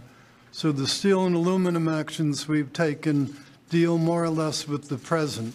This action on intellectual property rights deals with the future. So we're trying to solve both today's problem and problems that otherwise will be forthcoming. That's why these actions are so important and so important in unison with each other. We will end up negotiating these things rather than fighting over them, in my view. Mike Pence, would you like to say something? Thank you, Mr. President, and to all our honored guests. Today's action sends a clear message that this president and our entire administration are determined to put American jobs and American workers first. The action the president will take today under Section 301 also makes it clear that the era of economic surrender is over. The United States of America is taking targeted and focused action to protect not only American jobs, but America's technology, which will power and drive an innovation economy for decades to come. It is just one more step of a promise made and a promise kept by President Trump. So we'll sign right now. I just want to let everybody know, just for a second time, that we are in the midst of very major and very positive negotiations. Positive for the United States and actually very positive for other countries also. We have some of our great business leaders and leaders, period, right behind me.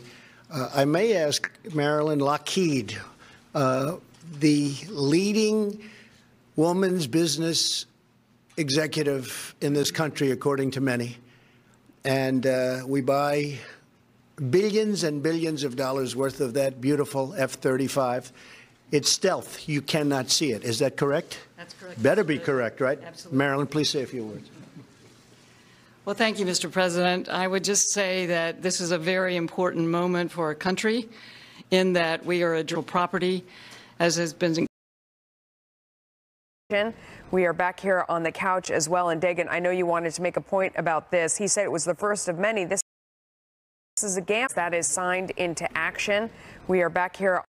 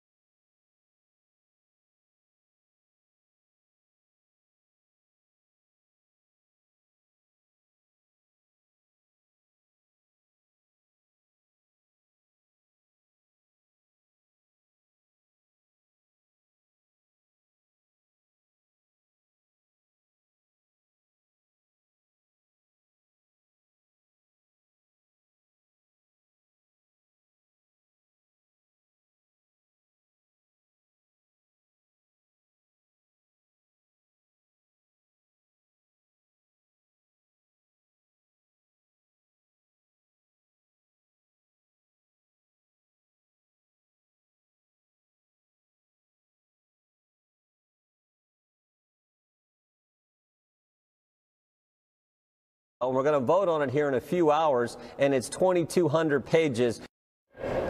The president has rejected that argument. White House aides say the president will sign this package into law, in part for what it does for the United States military, also because it provides $1.6 billion for his border wall. Once the gavel drops in the House, next stop, it goes over to the Senate, facing a Friday night deadline to pass it. Harris? All right, Mike Emanuel, we are now just getting word that it has officially passed. So you were bringing us the latest on whether or not there were enough votes. It looked like yes, and now we can say definitively and officially the spending bill, the omnibus, has passed. Mike Emanuel, thank you very much. We have an opportunity now to talk with Pennsylvania Congressman Scott Perry, a Freedom Caucus member. And along with that title comes the expectation of smaller government and not a $1.3 trillion bill. Right. Talk to me. Well, that's exactly right. I don't think anybody, Democrat, Republican, conservative, liberal, went home and campaigned saying they wanted to vote for the greatest spending, the largest spending increase in history, 13% above last year. And not only that, Harris, you know, we got the bill 2,232 pages last night at 8:30. There was a night in there. You could have stayed. I was up past midnight in the Rules Committee with amendments, but you could have stayed up all night anyhow into right now and read the bill, and you still wouldn't be done. So, look, it's not good when the other side does it, and it's not good when this side does it. We want to know what we're voting on. Yeah, you know, I go back to Nancy Pelosi. We'll have to pass it to see what's in it. Yeah, right, This doesn't bode well. Yeah, like I said, you can't be critical of that then and then come in here and say, well, we got a new president and this is our guys, so now it's okay. We want to fund our military. As a matter of fact, Jim Jordan, Mark Meadows, and I walked up the rules a couple months ago with an amendment to fund the military at the highest level, but hold the line on the other spending, and it was rejected out of hand. I'm a person who served in uniform for over 30 years, so it's critically important. But I will tell you, military members don't want to bankrupt their country any more than anybody else does.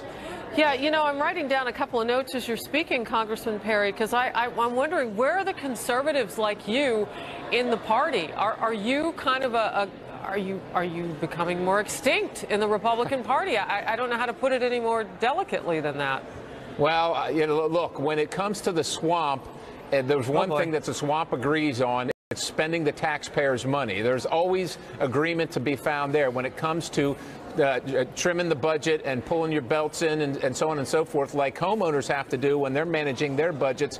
There's not much of an appetite here for that, and you're seeing evidence of that right now. This is just where it is, and every time, I've been here for 5 years, Harris, every single time, we don't like the process. This has got to change. We can't keep doing this, yet every single time we keep doing the same thing, which is why folks like me say absolutely not. We're going to fight this with everything we have, even if it's only one vote at a time. It's the vote our constituents gave us, and we're voting no to bankrupting our country. Yeah, you know, I hear you saying all that, and I get it. I mean, it sounds like somebody brought the seaweed to the swamp, as my friend Dagan McDowell would say.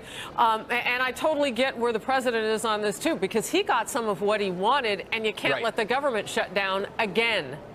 Right. We keep on using that excuse. You can't let the government shut down again. Is it just an excuse, or is it reality? I mean, Chuck Schumer certainly didn't have a great day when they had the hashtag Schumer shutdown.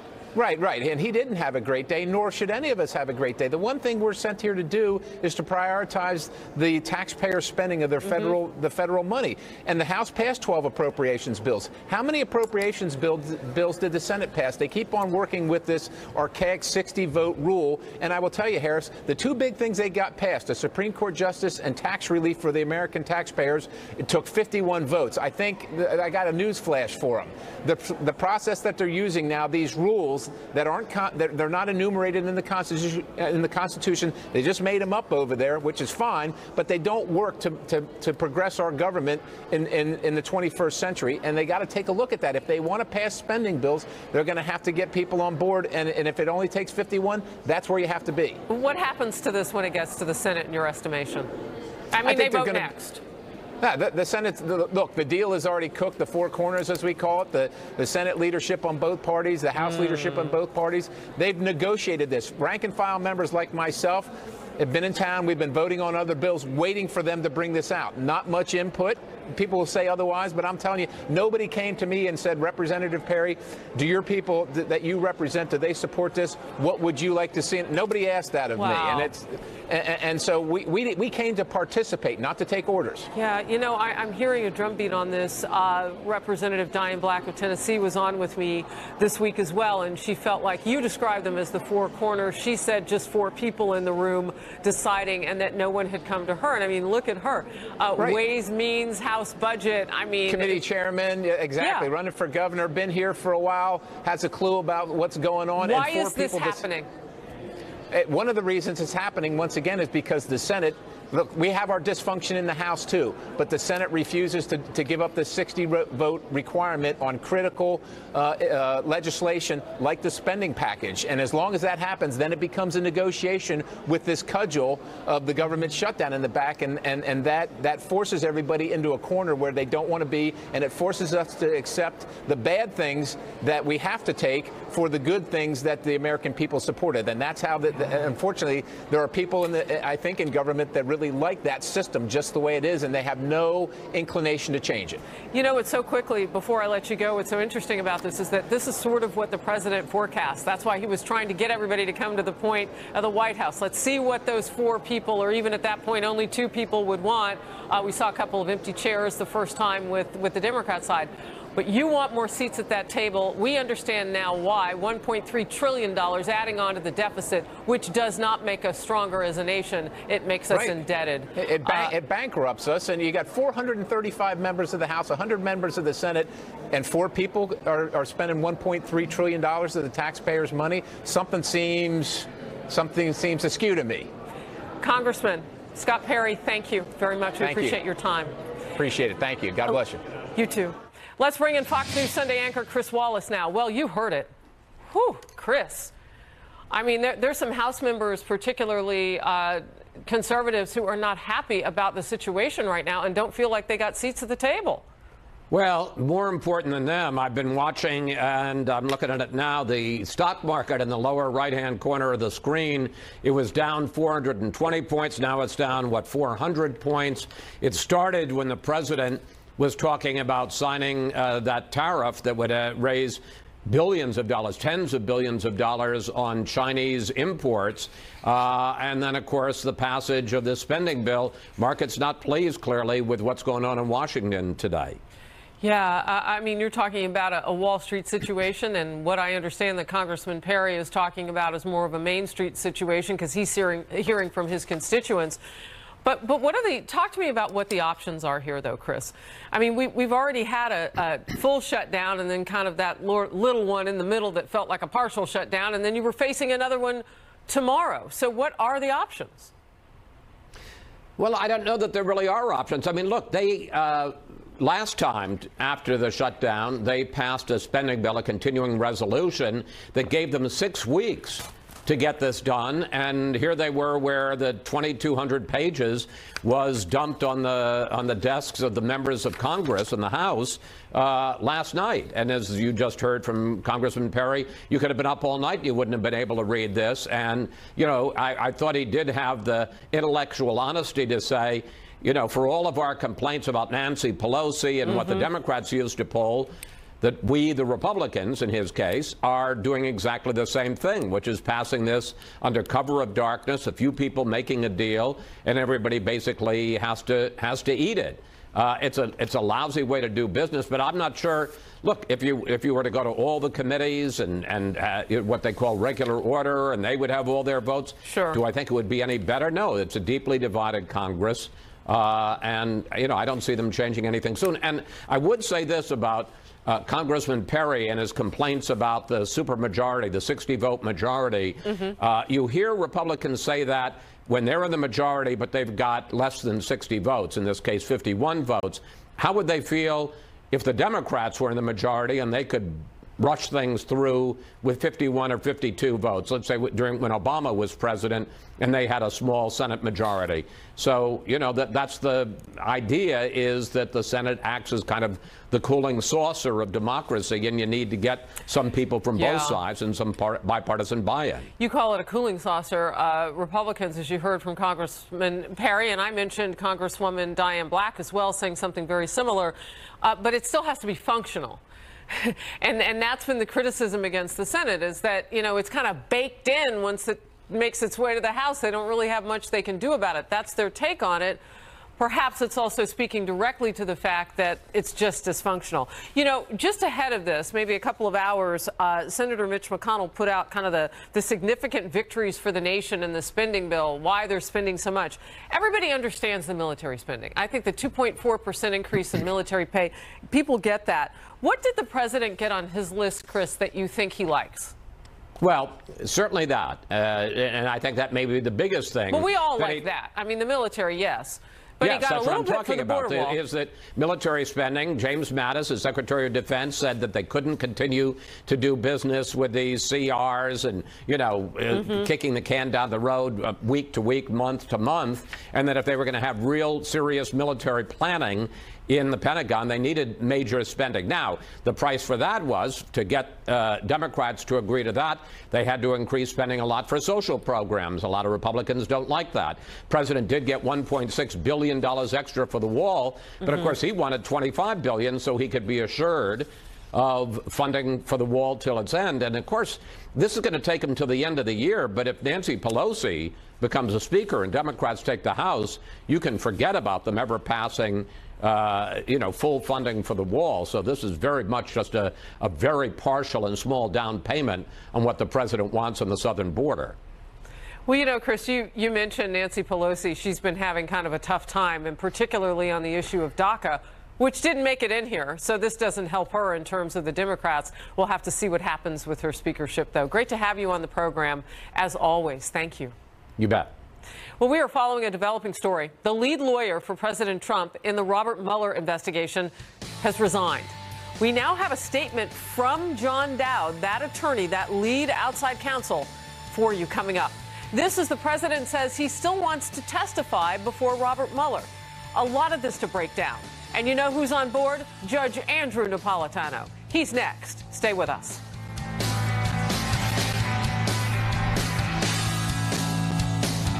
Is your retirement invested in the stock market?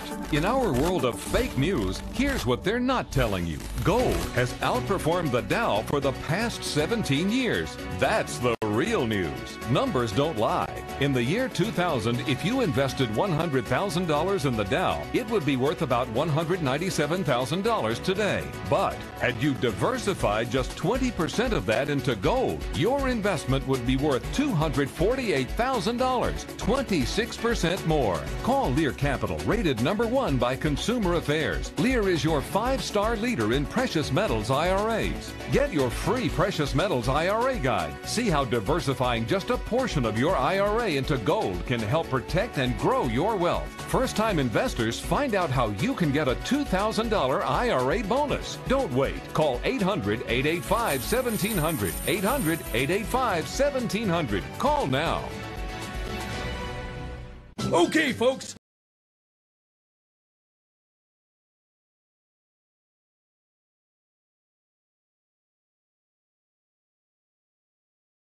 Let's get the lady of the house back on her feet and help her feel more strength and energy in just 2 weeks. The complete balanced nutrition of Ensure, with 9 grams of protein and 26 vitamins and minerals. Ensure, always be you. At Joseph A. Bank, save up to 60% off almost everything.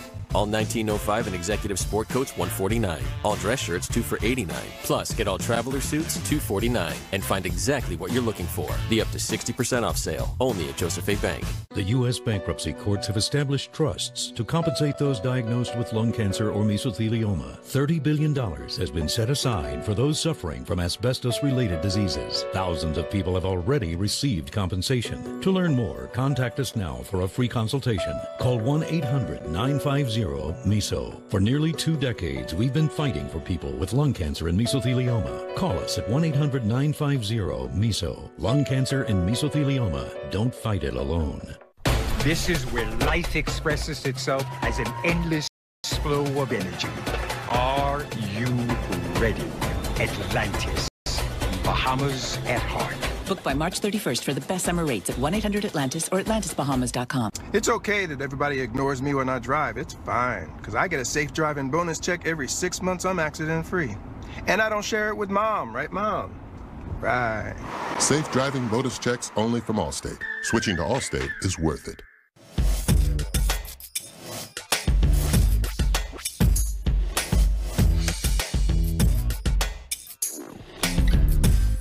Did you know that a dirty CPAP system can make you sick? If you knew what could be growing in your mask and hose, it would keep you up at night. Now SoClean.com has released the world's first and only automated hands-free CPAP cleaner and sanitizer.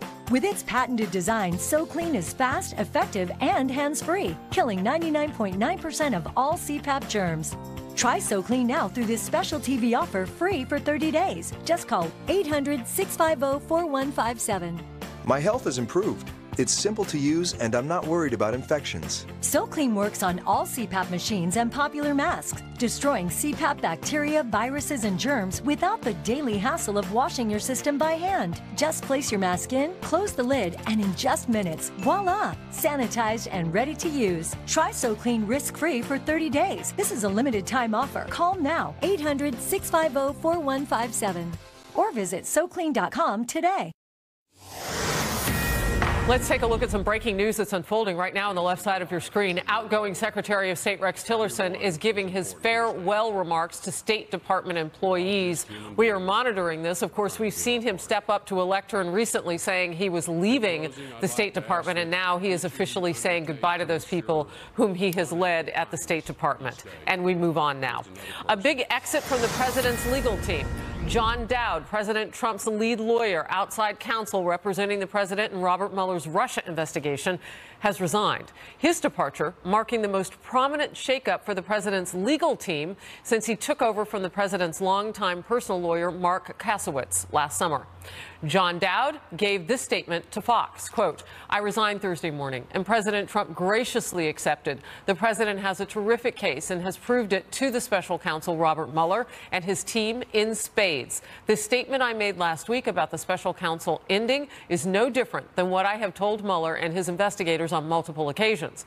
I am so proud of the president's transparency and how anyone could accuse him of obstruction after the president's extraordinary cooperation is beyond me. I love him and wish him well," end quote. And the president saying just moments ago, as he was leaving that diplomatic room, remember we were showing you this live, he was signing the China tariffs. He said that he would like to, and these are his words, testify before the special counsel, something he has said several times in the past. Fox News senior judicial analyst Judge Andrew Napolitano, a lot of news breaking right now. The president doubling down. Although it's not testimony, it's an interview. All the same, he says he'll sit down. Well, there actually was a dispute amongst the president's people as to whether or not he should sit down and be interviewed by Bob Mueller. It's not only interviewed by Mueller, there are his prosecutors and his FBI agents as well. And the interview is not under oath, but it's obviously so not testimony, obviously but recorded. Interview. Correct. So John Dowd, who has a lot of respect amongst lawyers in Washington, D.C., argued against the interview. Other lawyers on the team argued in favor of it.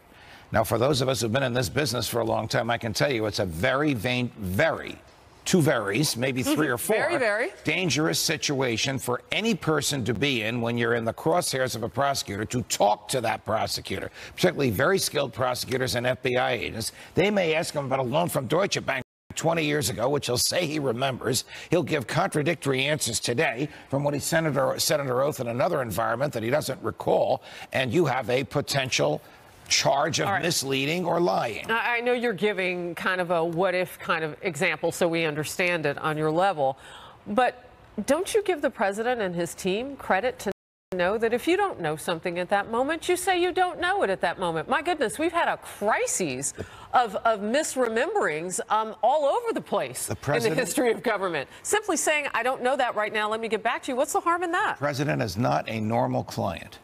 The president is the most powerful person on the planet. This particular president has one of the strongest personalities and highest levels of self-confidence of any human being I've ever met. This president, if told not to say something that he wants to say, will probably say it anyway. And this president doesn't always use, I'm being diplomatic now, an economy of words. That recipe is a field day for prosecutors and FBI agents that would like to trip him up. Nothing good can come from Donald Trump trying to persuade Bob Mueller not to charge him with anything. Let the lawyers do the talking and the negotiating. What about the shakeup in council? And you know, we talked about on Outnumbered, did he quit, was he fired? Well, I think it's all the same if he was close to the door. Agreed. Now, I am a big fan of Joe diGenova. This is the lawyer that was brought on earlier in the week as a surprise to John Dowd. So that's strike number one. Strike number two is the disagreement within the team about how cooperative the team should be with Bob Mueller. John Dowd arguing in favor of a lot of cooperation. Here's what Joe diGenova confronts. Bob Mueller has over 100,000 documents that the president's legal team has surrendered. Joe diGenova must familiarize himself with every one of those documents, a learning curve that can't be done overnight. I know Joe. He's going to look at many of those documents and say, what the heck did you surrender this for? Well, it's too late. We already gave it. What does this mean? What does that mean? Well, only the president means it. Well, I need the president to explain this to me. Well, he's on the phone with Vladimir Putin. This is not a normal lawyer-client relationship. But that guy, Joe diGenova, who is the attack dog that Donald Trump needs, has to learn everything about the case in a very short period of time. All right. Talk to me about everything, though, that's going on around this. I mean, this isn't the only thing that the president legally is dealing with right now. Does it help to have a team that's on your side? I mean, if you have to lean it down and pull people on who are on the same page with you and the rest of the team, doesn't that help you? All right, so the president has many teams of lawyers. He has a team led by Don McGahn. That's the White House legal counsel. Don McGahn is, in my view, quite correct to argue, let's not give the special counsel anything. He's got a team formerly headed by John Dowd, once headed by Mark Kasowitz, now headed by Joe diGenova. We don't know which way they're going to go, but I suggest they're going to resist. Then he's got three pieces of litigation coming at him involving three women who claim they've had relationships with him, one of whom has already given what is purported to be an incendiary interview to 60 Minutes that we're all going to hear on Monday night. One of them just won a motion downtown here in New York City to take the president's deposition. That is, to put him under oath and question him about his relationship, his intimate sexual relationship with this lady 12 years ago. This is not good for all this to happen to the president while he's talking to Putin and signing tariffs on China and negotiating spending with the Congress. It doesn't show that he can get the job done no matter what is going on around him. He can keep many balls in the air, but he is human, and this is almost being under siege. So this is why I come back to the case that you just laid out, and you are a judge, and so you do that so well. This is why I come back to, wouldn't you rather have a team of people that see it at least the same way amongst themselves and can put a case together, if not only see it the way you do, too? This is the uniqueness of Donald Trump, who has said privately and publicly he likes his advisors to disagree. He likes advice as to why I should do this and should not do it, and then he makes the decision. Lawyers don't... Yeah, but he's not an attorney. Right. So maybe legal lawyers don't like it when the client makes the decision because the client cannot know as much about the case as they do. Well, they are being paid. These are very exciting times, Harris. Oh, Judge Naps, I could go back and forth with you all day. It's a pleasure. Thank you very much. A lot to chew on here. The House Intelligence Committee has just released more unclassified information and recommendations from its Russia report. What it all reveals about the Kremlin's meddling in America's elections and the failures of the Obama administration, Ambassador John Bolton is on deck with me next. And Facebook founder Mark Zuckerberg under fire after what critics are calling a weak response to a massive data grab. The CEO offering to testify now on Capitol Hill said he might even consider regulations on social media. What could happen next? And will it be enough? Stay close. If the industry won't solve these kinds of problems themselves, we'll have to solve them with legislation. You can't have 50 million people lose the privacy of their data this way.